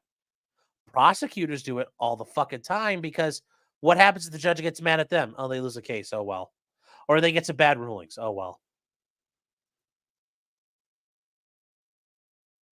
I mean, you would also never see this in federal court. Federal court motherfuckers would be, well, getting fired by the U.S. Attorney's Office, but also probably held in contempt. But you all should not be identifying this stuff the moment of trial while the jury's sitting in a box. This is the last. I'm not gonna of trial while the jury's sitting. No, look at that. She's gonna do that whole like one thing. Like, you don't do that to a judge In a box. Look at her. You don't do that. And the fact he lets her do it, he is a big pussy. J-Rock, you play golf with him, tell him, man, he's gotta keep that backhand needs to be strengthened. Needs to do some 1-inch punches. Get that backhand ready to go. This is the last. I am not gonna tolerate this any further. If you don't get together with your colleagues and flag issues and resolve them promptly, and if I have to take them up, remember, I can exclude them. We'll work the weekends, or we'll do a combination of both. So this time, I'm gonna exclude those 2 sections. Your Honor, Mr. Atkins, he confronted this witness with those sections. I last week let them know that we were introducing that. If the exhibit's not ready and you haven't made, and you, no, well, Mr. Sharp's got objections to it. Judge, Mr. Sharp can get in and have our evidence excluded every day that he makes an objection No. at midnight, and then comes in and says. Well, then you all should, You should be working on this days in advance. You shouldn't be working on it the night before, sweetheart. should have gotten your stuff together before then. Summon our juries, please. Summon our juries. Have a seat, madam. Have a seat. You better exclude it, and next time, make sure you're prepared. Make sure you're prepared next time. I'm not going to do this anymore. I'm just not. We are starting right now. It's 1:20. So we have talked to them. We have said we don't agree. then file a motion and get it before me, and we'll take it up. Both of you all have equally responsibility to do that. The information they are seeking. Oh, it's going to be inadmissible right now. I'm saying, Judge, that you said to file a motion. There's nothing. I'm not going to have any more discussion about this, madam. I'm not. I don't. Well, you know what? And I attempted to try to talk to them earlier this week. Well, then that's why we have to. Court punishes the state I'm not punishing anybody, but you know, Oh no, the state's being, and yes, guys, this is what's left of Fannie's A team. These are some of her more presumably competent people running this case. This is a preview of how bad the Trump trial is going to go. but prior preparation prevents poor performance. Be prepared, Judge. That's why I sent them what I sent them last week, a whole week and a half ago, 2 weeks. Your I'm Honor. not, And I well, have asked, I have said I would like to discuss this our with jury's you. coming in, madam. Well, if you've done that, you need to bring it to the court's attention sooner. If that's actually a problem, and sometimes that could be a problem. And I've been guilty of it as a defense attorney that I haven't gotten back to the prosecutor in time on a thing or two. And when that happened, I got an email from the prosecutor and he CC'd the bailiff and said, you know, I'd like to have a hearing. I'd like to file a motion. And I'd like to let the court know that we're trying to resolve an issue, but I hadn't heard back from defense. And then I'm like, oh shit, I need to do it. But what you don't do it, you do it a week before. You do it as soon as you know there's a problem. You don't wait till the day of. That said, though, when I was a prosecutor, if something like this was going to happen, I knew it was going to be an issue and we were running into problems, I would do what I could to make sure the court knows what's going on and say, Your Honor, we have an evidentiary issue. I've been trying to work with the state. It looks like it's not working. And we might have to have a hearing on this or some motions filed. And the court's like, okay, cool. Like, they're not thrilled. There's more shit to deal with. But at least you're telling them, and you're telling them well in advance. Yes, the trial's been going on since November. Luke says, I mean, Trump's team are all special prosecutors. Love is the top of the pile of Fulton County shit. Well, some of them are special prosecutors, but not all of them. Fannie's going to be working with the other ones. And J-Rock's saying prior prep. I've heard that from him many times. Not at me, fortunately. Yes. Proper prior planning prevents piss poor performance. So it's proper planning prevents piss poor performance. The 7 Ps.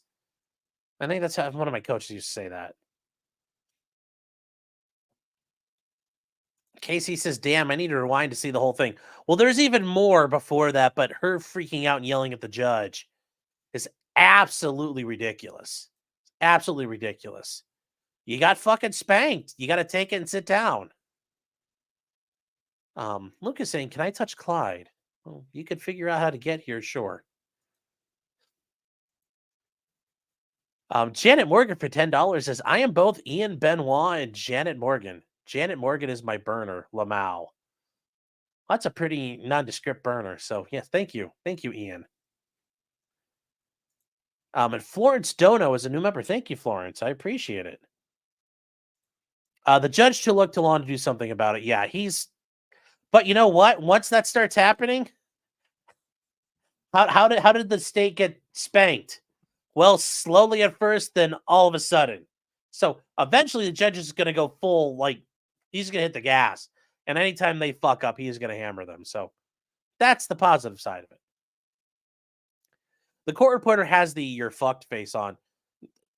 Listen, most court reporters, they're just, I mean, I've asked them about this. Like, you're literally just, your ears are on and you're just doing your thing. You're not actually reacting or listening. You're listening, but you're not like comprehending. That's how that works for them normally.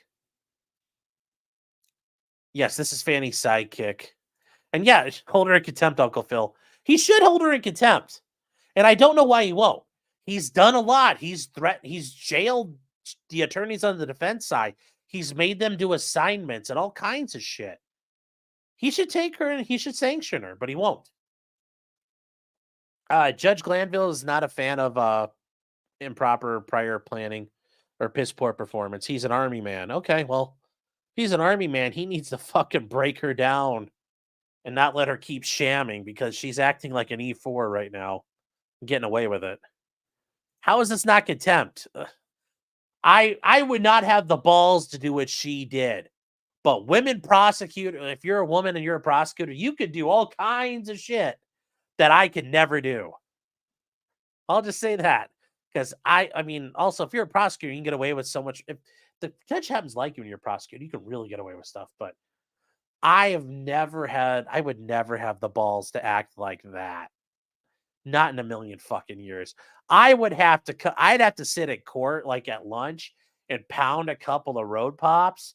You get like 5-6 road pops in me and I go into court, I might do something like that. But not just like sober. That would be crazy. I mean, granted, I would never do that before a trial, but like, God, you'd have to be liquored up or high to get that out of a lot of attorneys. Most attorneys would, when the judge said no and that's it, when you're standing there at your table, that would have been it. Not getting up and walking all the way into the front of the center of the well and calling out the judge like that. Ooh. Yeah. JMK says he spissed her. Casey in NorCal says, when I pass the bar, I'll donate 50 to 100. Just worry about passing the bar, buddy. Worry about passing the bar, blood. Bob says, that the jurors still have jobs. I don't know. I mean, they technically can't be fired, but I can't believe they're still there. And Panzer Dude says, we was queens. Yes, we was. Oh. The first time the judge actually told her now, she's probably gotten away with that trick every other time in her career. Oh, certainly. Like I said, prosecutors can push the rules and fuck around all the time because they're never punished for it. Maybe they get fired or chewed out by their boss, but that's it. That's all that ever happens to them, really. I mean, let's be real. Let's be real. Luke says, and New Zealand doesn't have fucking planes? Stop being so racist. You plane lacking bastards. You plane lacking bitches. You guys don't even understand what the word lift means over there. That's right, you heard me.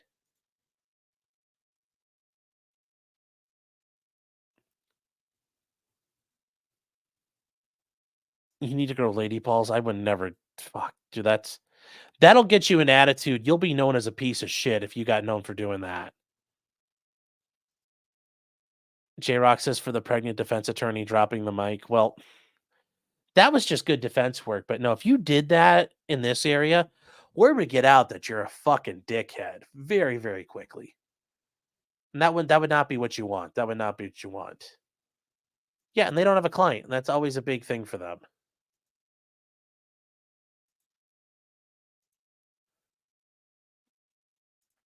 Wasn't one of the detectives hitting on a witness in this trial? Yes.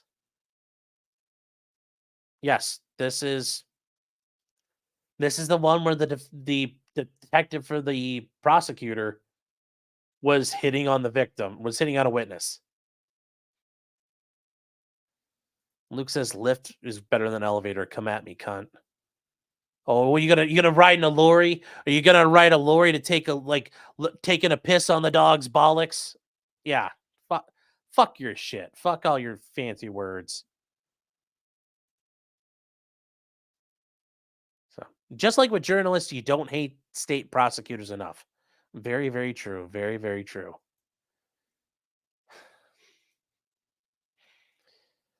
This is an interesting update to and then moving on to other trials. In President Trump trial, this is an interesting thing that's happening here. Trump's attorney asked the district attorney who they plan to call as their first 3 witnesses. And the prosecutor said, I'm not telling you because Trump has been tweeting about them. And Judge Merkin said he doesn't blame the district attorney's office. And the defense attorney said, Todd Blanche said, Trump won't tweet about him. To which the judge said, Blanche can't promise that. And the judge refused to order the DA's office to name the first 3 witnesses. Yes, chat, you're hearing that right. You are hearing that right. In a criminal trial. In a criminal trial.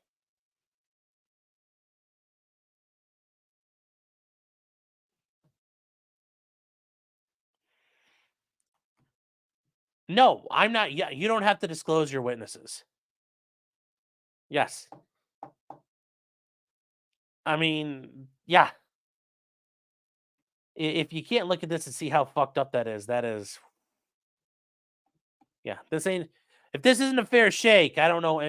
What more evidence you need? What more evidence you need? You know, and I love some of these comments. Oh, Trump too careless. He can't be trusted. Okay, so what? That is literally a violation of his rights. So, but yeah, people clap like seals because the orange man is so bad, Chad. He's bad. He's bad.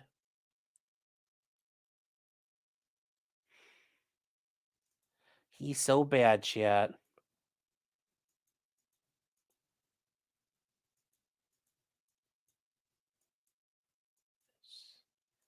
All right. We're coming into the home stretch here, my chattel. We are coming into the home stretch. If they're on the witness list, that shit is just a courtesy. So, I mean, well, I don't know if they're on the witness list. How do I know? How do I know they're on the witness list, Luke? One. And to prevent undue prejudice or surprise, you know, that's becoming an issue of fairness. Otherwise, I have to prepare for every witness. I mean, if there's 500 witnesses on that list, is that really fair? No, that's not how that's meant to be. And yes, destroying the justice system to save democracy. So instantly, this is granting him grounds for appeal. Sure, it does. It's showing bias and abuse of discretion. Many things here. Violations of his right to counsel because now his counsel can't properly prepare. Brittany says, you get a list? Sure, fine. Here's a list, 300 people. Who you calling? I don't know. You're going to have to find out tomorrow. Okay, great. Now you got to prepare for 300 witnesses. Figure it out. Fuck you. Bye. Does that sound like that? Does that sound fair? Does that sound... Remember, the idea of an adversarial system is that we try the evidence. It's not about trial by ambush or trial by surprise. The evidence is what's attacked and is used as a vehicle to help the finder of fact figure out what's going on. This is a problem. If this wasn't Trump, this wouldn't ever be a big deal. This is unfucking heard of, is the point. This is unheard of. Luke says a dick move doesn't raise an appeal issue. I'd argue it does. It's depriving him of some rights here, and I bet there is some.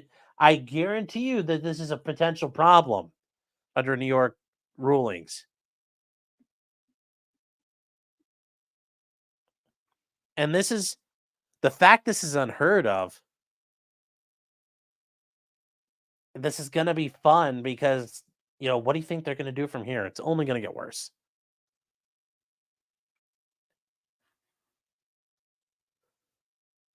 It's only unheard because it's the first time they've abused a target this big.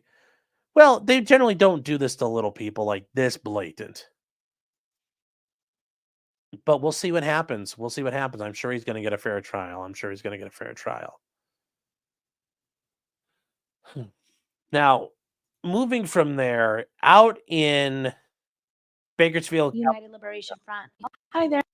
there was a communist who showed up to be part of La Revolucion. And her name is Ridi Patel. Yes, because revolutionary communist of Indian heritage, which, well, the Indians, well, they took care of their communism problem. But anyways, this is in Bakersfield, California. So here we go. Hi there. My name is Riddhi Patel. I'm here to speak in support of the City Council introducing a ceasefire resolution, specifically the one United Liberation Front has. United Liberation Front. A bunch of fucking commies. A bunch of commie scum. You can't run. You can't hide. You'll get a helicopter ride. Not Native Americans, like, you know, get down to my Cobb Indians. Subcontinent Indians.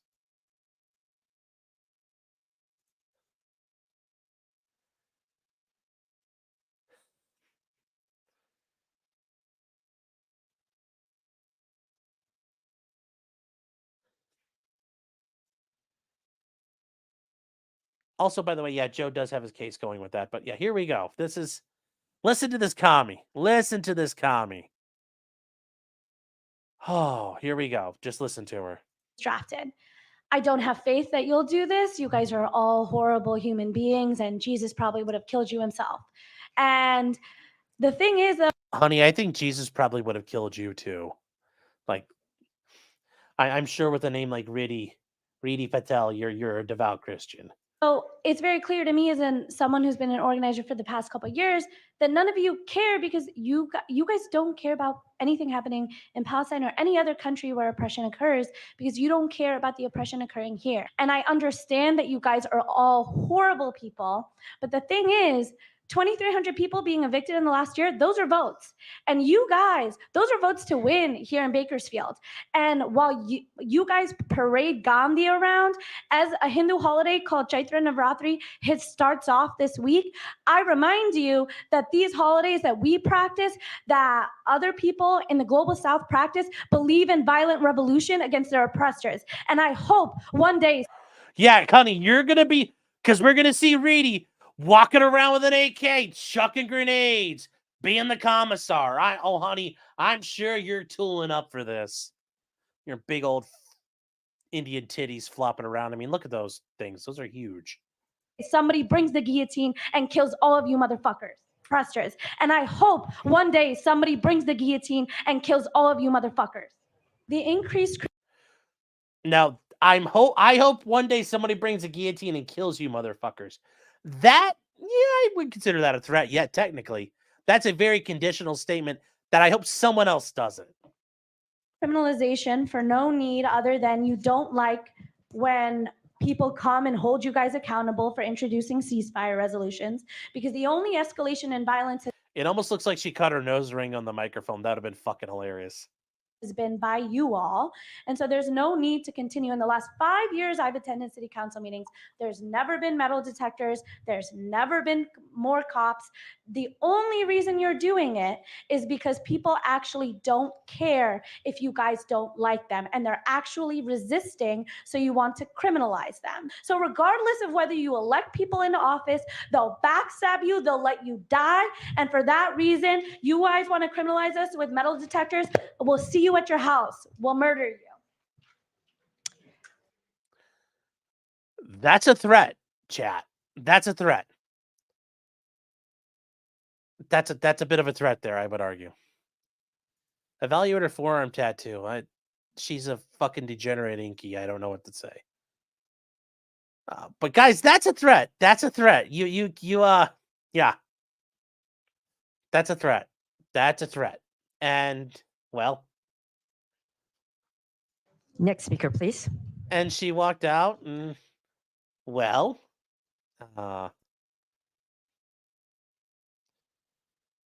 she had a bit of a finding out episode. She had a bit of a finding out episode here. She is now switched to the native garb of a jailed person because she's in scrubs from the jail out in Bakersfield. And she was charged and made felony terrorism threats against elected officials, which I agree. It's based to threaten government officials. But you got to do it in a way they can't charge you. I mean, look, like, hold on here. Let's play this.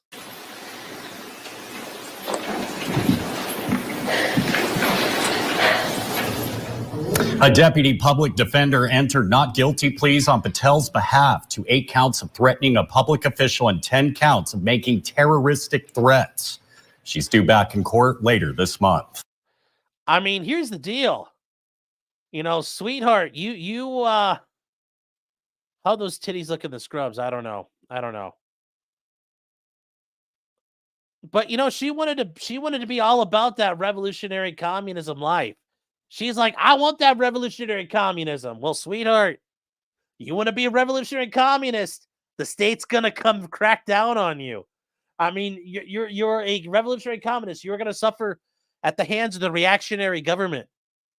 They aren't just gonna let you talk shit about them. They're gonna move on you. And yeah, you know, everybody wants to be a gangster, and you know, It's so true. I mean, it's so fucking true, chat. It it should be carved in fucking stone.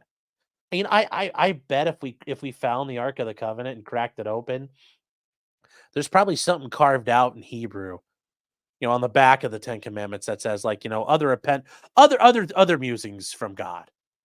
And one of them is everybody wants to be a gangster until it's time to do gangster shit. And for baby girl right there, she all about that life till that life came to visit her. Yeah. Yep, that brave Pajit. She can poop in the street.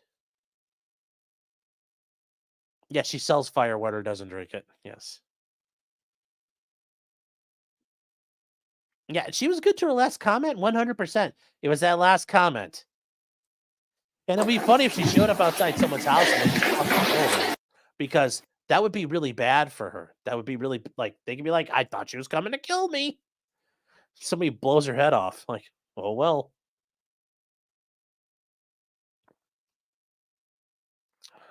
She stores all her curry in her tits. Stabby saying, let her cook. Well, you can let her cook, but then we have to put her. You can let her enact her Revolutionary Vanguard Party rule and, do all that, but then we have to take her out. You can't let them solidify power. But you can let her do your dirty work, but then you immediately have to come in and, like, counter-revolutionary, like, AUC, Los Pepe style, like, Colombia shit on her ass. Unironically, I agree with her rhetoric, but I'm not going to stand up and say shit like this. Well, like I said, the strong move quiet and the weak start riots. If you're going to do your shit, fucking do your shit. Don't advertise to the government you're going to war with them. They'll figure it out when you start killing people. They're pretty smart. Have you ever heard of the horseshoe theory? The broken clock can be right once a day. Well, broken clocks are right twice a day. But yes, I'm aware of the horseshoe theory. And that's a shame. It's like, oh, well, that was a little more clear. Yes, a little more unmistakable.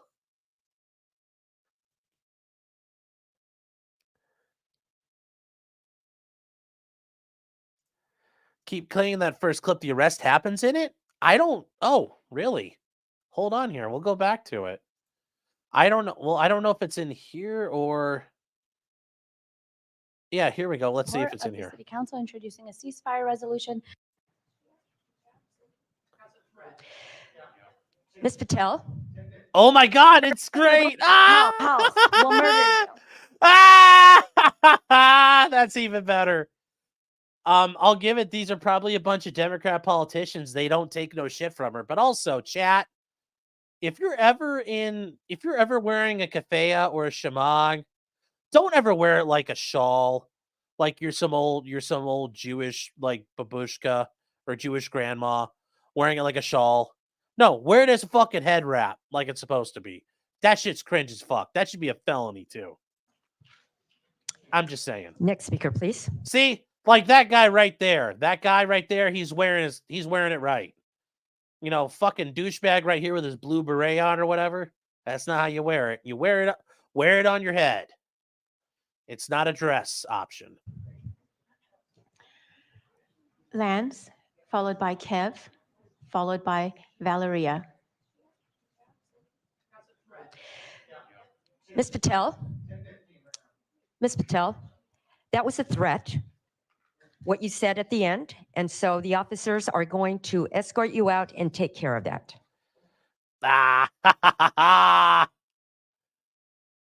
Oh, God, that's great. They arrested her on the spot. There you go, bitch. Bye.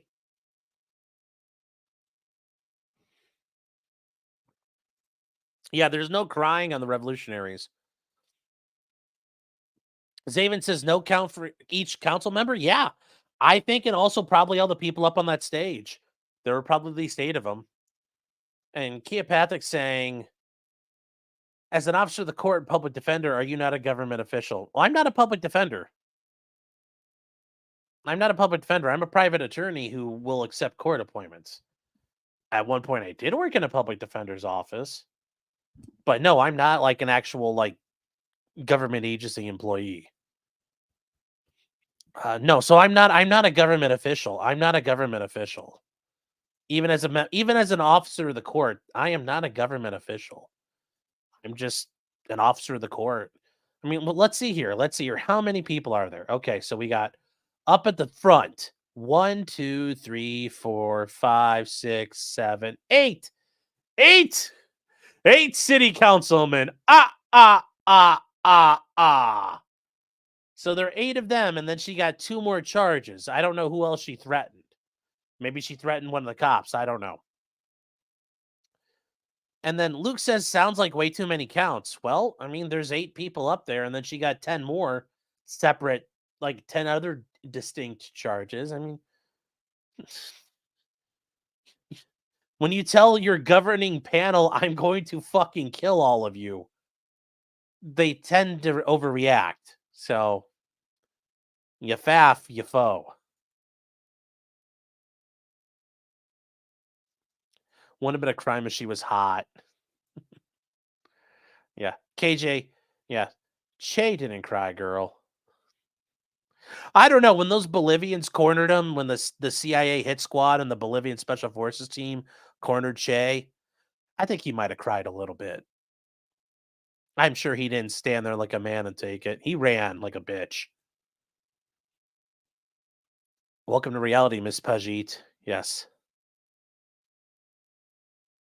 We don't abide by the revolutionary communism around here. Yes. Any video of her hearing? No, just that little bit so far, what I've seen. The 1 million bond is also stupid excessive. Yeah, that is a bit much. But when you tell, I mean, part of the problem is she said she was actively going to be a violent threat and cause harm to people in the community. Now, do I think that was all hyperbole and talk? Sure. And is that an abuse of the bond? Sure. But remember, Luke, she's a communist. She's not a person. So the Fifth Amendment, the Eighth Amendment, they don't technically apply to non-people. Because communists are property of the state. Now, yes, in reality, this is a violation of her Eighth Amendment. That is an excessive bond. It is meant to be punitive. It is meant to punish her. Is she truly going to do it? No, she's some fat, floppy-titted Indian chick. She's not going to be able to do any of that stuff. She's a fucking loser. She's not going to hurt anybody. I agree with you, but that's, like I said, you faff, you foe. Namaste, in jail now. Can we hear the hearing? I don't have a clip of the hearing. I got to try to find it, but I don't think there's one out there.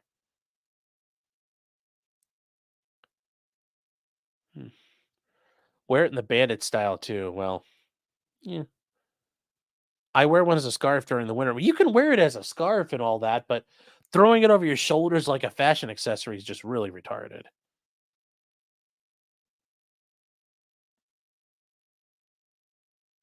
Luke says, I expect them to overcharge and try to argue that Jesus would have killed you.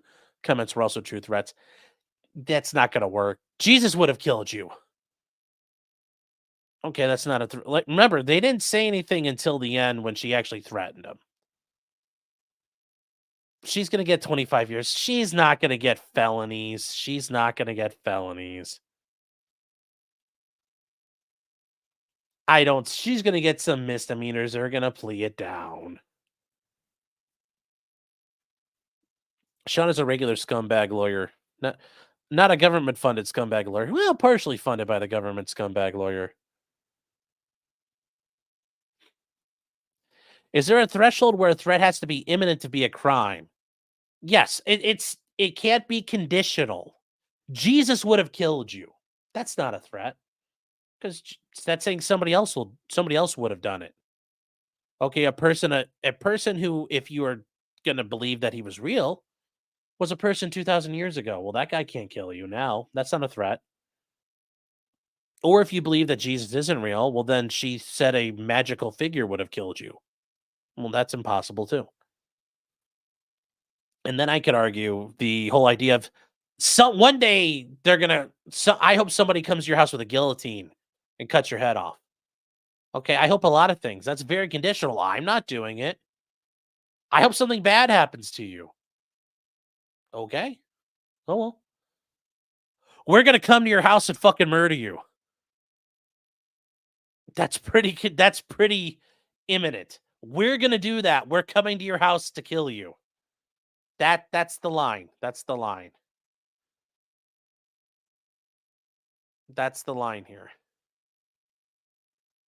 Yes, he is risen. He is risen. They should plea it out, but she deserves the fear. Well, yeah. Yes, very true. Very true.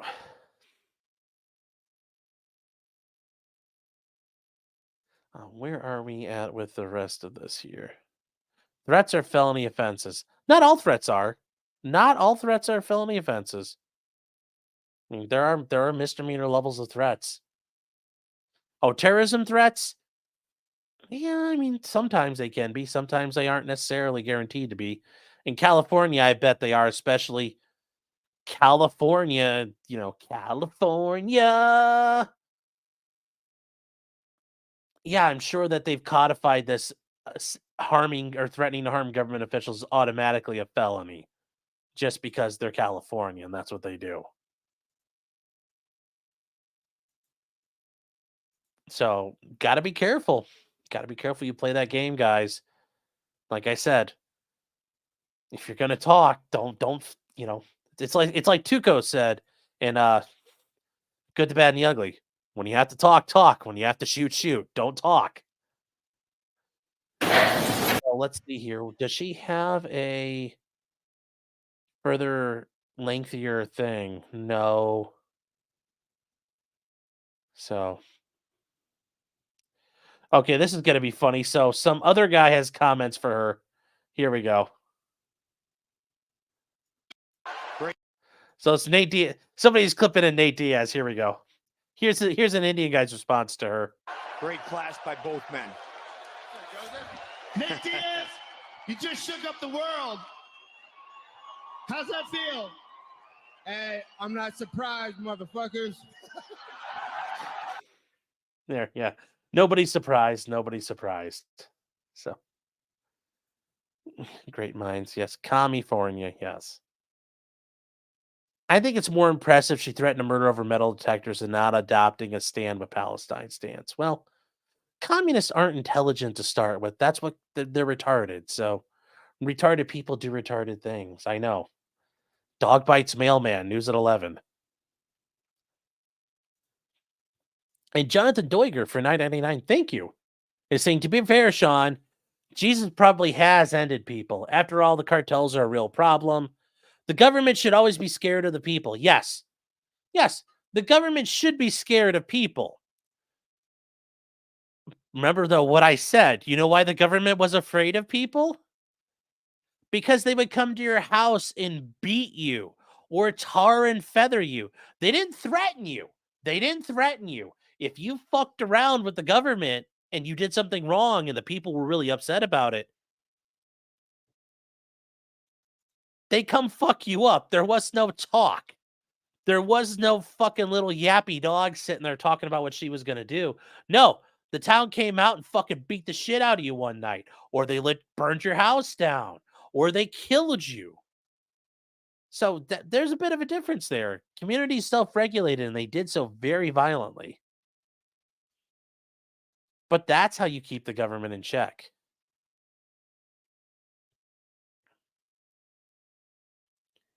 And also now for her group, you know who's going to be? The FBI is going to be all over their fucking group now, and the California DOJ. They're going to get some glowy attention. So, yeah, she did a great job. Now the glowies are going to really focus in on that group. So, good job. Good job, commie. Good job, comrade. Good job.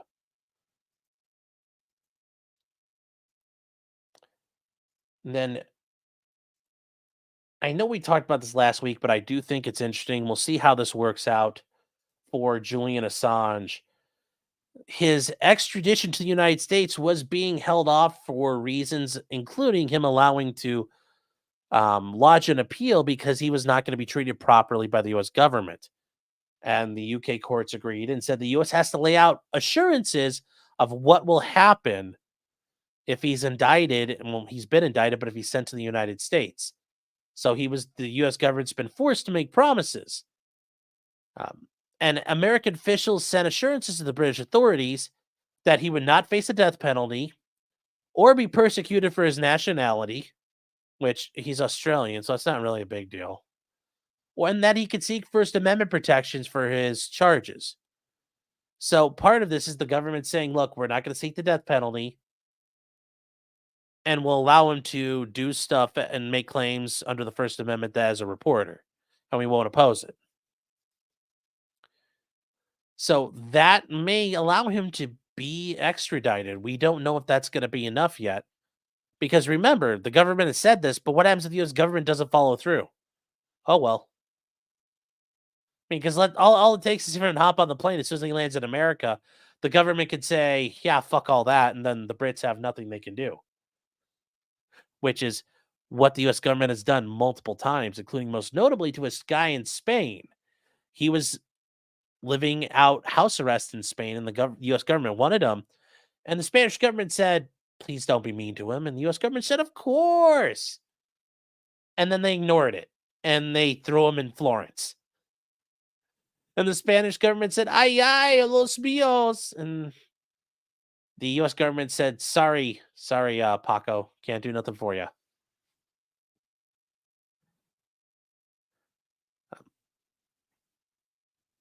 But this also then,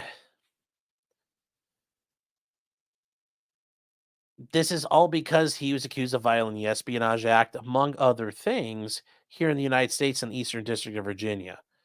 And this came, as we talked about last week, Biden said we might allow him to go to Australia and go live out his days hanging out with his neighbors, Hella and Aussie Overlord, because they apparently are all neighbors because Australia is like everybody knows each other. And maybe Julian Assange will do a guest episode on Bluey. But the filing of the comments suggested that the government's still seeking to prosecute him. It's not clear. These are mixed signals. So Biden said, oh, yeah, we're going to let him go. And the DOJ's like, well, we still want him. Hasn't made clear what's going to happen. And we already talked about it with the head of WikiLeaks and what he did. And his big issue was that he encouraged Bradley Manning to help leak the documents and encouraged him and solicited him to do it, which makes him a conspirator in the espionage, not just a journalist. If he had just received the items, he would be a journalist and it would have been free and clear. So we will find out what happens there, but it does seem like there has been a little bit of movement by the DOJ, what they're going to do with Assange. Stabby says, YouTube will let me say the quote about the Tree of Liberty. Oh, that I must be watered from time to time with the blood of patriots and tyrants.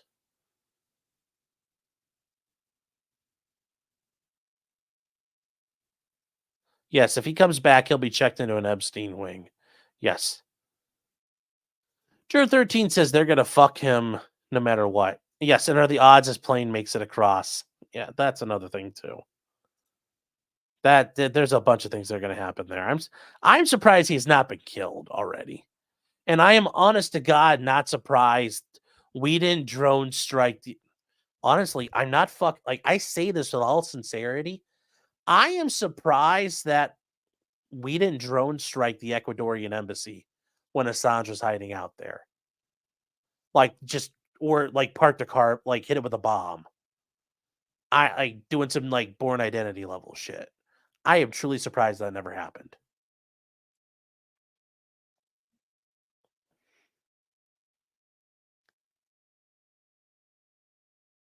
If Assange wanted a sex change, they would just release him now. That would be hilarious. Hella, you don't want Julian Assange to be your neighbor? He's an Australian. You can be like, good day, mate. Got any more espionage you doing? That'd be great. You could be like, oi. You got a license to be a spy? This episode of Bluey is known as espionage.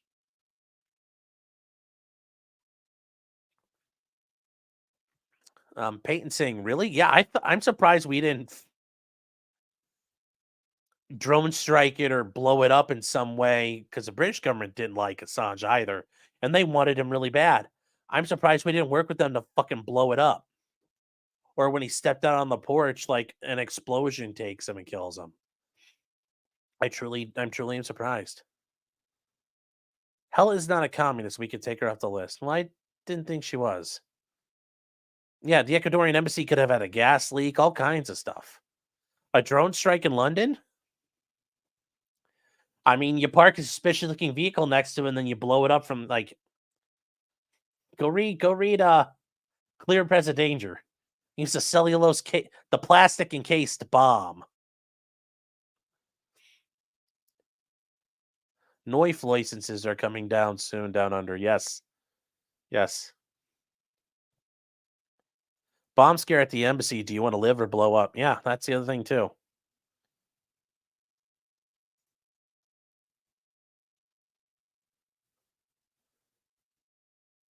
The Janet Morgan, I think, means the IRA was great at those operations in London. Yes. Yeah, that's a shame. Says, look at the Nashville Christmas RV that exploded. Yep. That we still don't know anything about.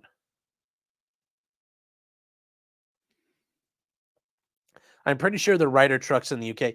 Yes, but the Ecuadorian embassy basically had reporters hanging out in front of it all the time. So if you park the Ryder truck there, people are going to notice. Juror 13 says the Tom Clancy protocol. Yes. I'm serious, guys. The book Clear and Present Danger, they faked a car bombing by using a cellulose encased bomb that got airdropped and blew up and didn't leave a trace. Yes. Do you take a company check? That's the ultra Chad move.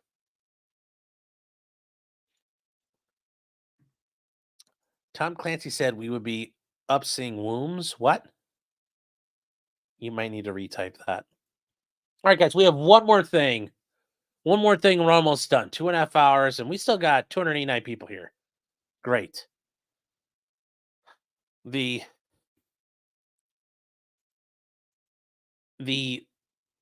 shooting by an attorney in Las Vegas. This is kind of interesting. This is very interesting. So a lawyer shoots his former daughter-in-law and fellow attorney at a Las Vegas law firm. As much as I hate doing deposition chat, there are better ways to get out of them than this. This is one way to get a continuance. The sources claim it was targeted and domestic related. And this is from last week, chat. So a lawyer fatally shot his daughter-in-law as well as a fellow attorney during a deposition at a Las Vegas law firm. And he went to the and normally you will hold depositions at one of the parties' law firms if they have office space for it, or sometimes you may have to rent space for it if you don't have the kind of room for it.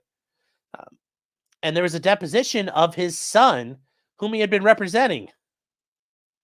The other lawyer is representing his own wife, who was the former daughter-in-law of the shooter.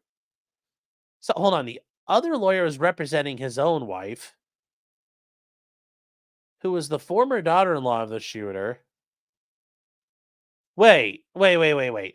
So lawyer married his wife, and then it's his wife's ex.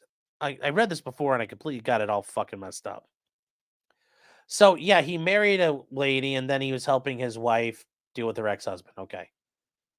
And the other guy the gunman was representing the ex-husband. The gunman died after he turned the gun on himself.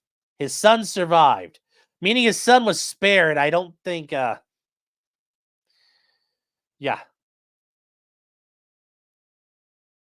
So,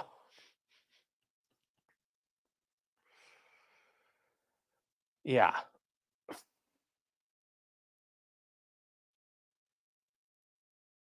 It's a little weird because the way they talk about his wife, 30 and 57, it's like, you go, Holmes. Old man's scoring high in the book there. So they were murdered, and there's kind of an update. They found some emails. And I I saw this today and I thought this was really good to kind of, now we have more to update with. You have to draw it out on the screen, yeah.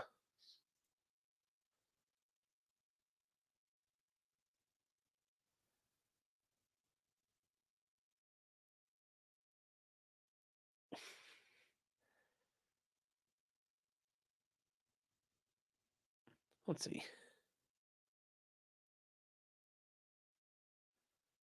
I'm not going to draw it out. We're figuring it out. So here is the emails are the shooter demanded the ex-daughter-in-law not be present before the deadly deposition. So it's just like people on 4chan would say like, hey, everybody, listen, you guys are cool. Don't come to school tomorrow.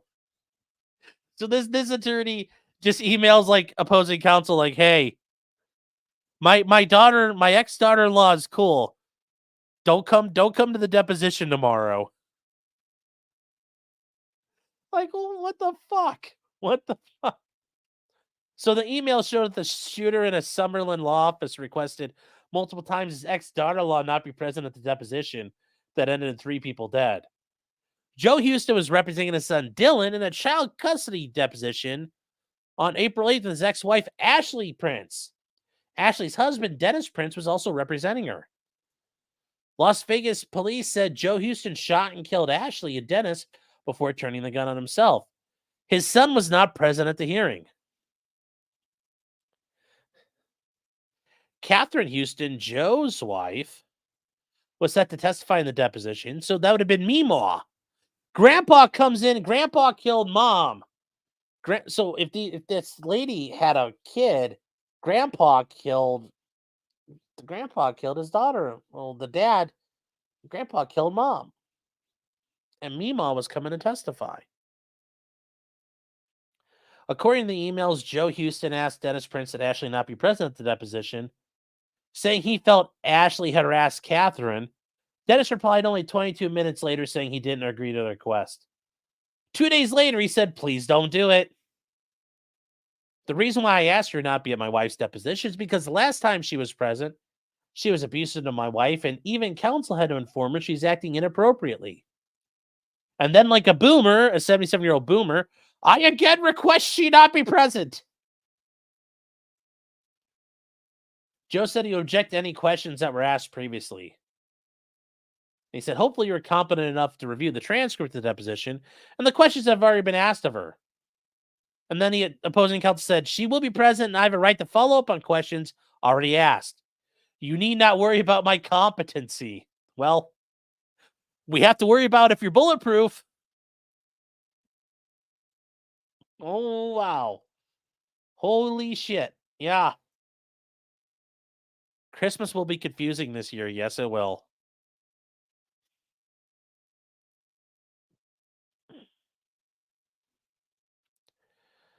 I bet there are kids involved. I bet there's kids involved. There likely have to be in that situation. I knew the lawyer was sleeping with the hoe-in-law. From deposition to decomposition. You're saying check DMs. Well, I'm not. Am I number 2? I can't. Am I number 2? I thought wouldn't I be number 1? I don't know who's who. I don't know who's who. Oh, well. So the other lawyer husband bought it too. Yeah, the other lawyer got smoked. Oh, I'm number 1? Okay. Well, number 1. I'm number 1. Anything Goes says, I'm fine with lawyer-on-lawyer violence. Go nut on kids? Ugh. So, yes, people watching lawyers kill each other. Everybody's cheering it on. It's the meme of the monkeys knife fighting. All right, guys. That's it. 2.5 hours. I think we did a great job tonight. We covered all kinds of cool stuff. We might have more for the weekend to talk about. So we're going to see what's going to go on. We don't have to worry about George Kelly catching up. They're all done. We're on verdict watch, though. I think they come back tomorrow in the afternoon, and they're going to... I think they quit. More likely hung jury, but it's more than 60% hung jury or acquittal. I don't think they convict him. And I'm willing to make that big statement. Guys, we are going to head over to locals in a couple of minutes here. Should be a fun time. Tomorrow, we are going to try to do the Nikolai Mew tomorrow evening, probably about 6 o'clock. We'll do the Nikolai Mew verdict, and we'll look through the interviews that happened. So we haven't had a chance to look through those, but also with the jury interviews. That's the big one I was kind of waiting for. And we'll kind of wrap up Nikolai Mew for now. And then Saturday, still not sure what we're going to do. Maybe nothing. And then Sunday, we'll figure out what happens from there. And then we'll also watch the Chinese Grand Prix during the night. So, guys, that's it. Thank you to everybody out there. Everybody in Rumble. Rumble, Kick, Twitter, Twitch, Facebook, YouTube, and finally, everybody over in locals. I will see you guys later. And we will have some fun in a couple of minutes. Give me about 10 minutes and we'll start up. Take care, everybody. Good night. Remember, until next time, just because you did it doesn't mean you're guilty. Good night, everybody.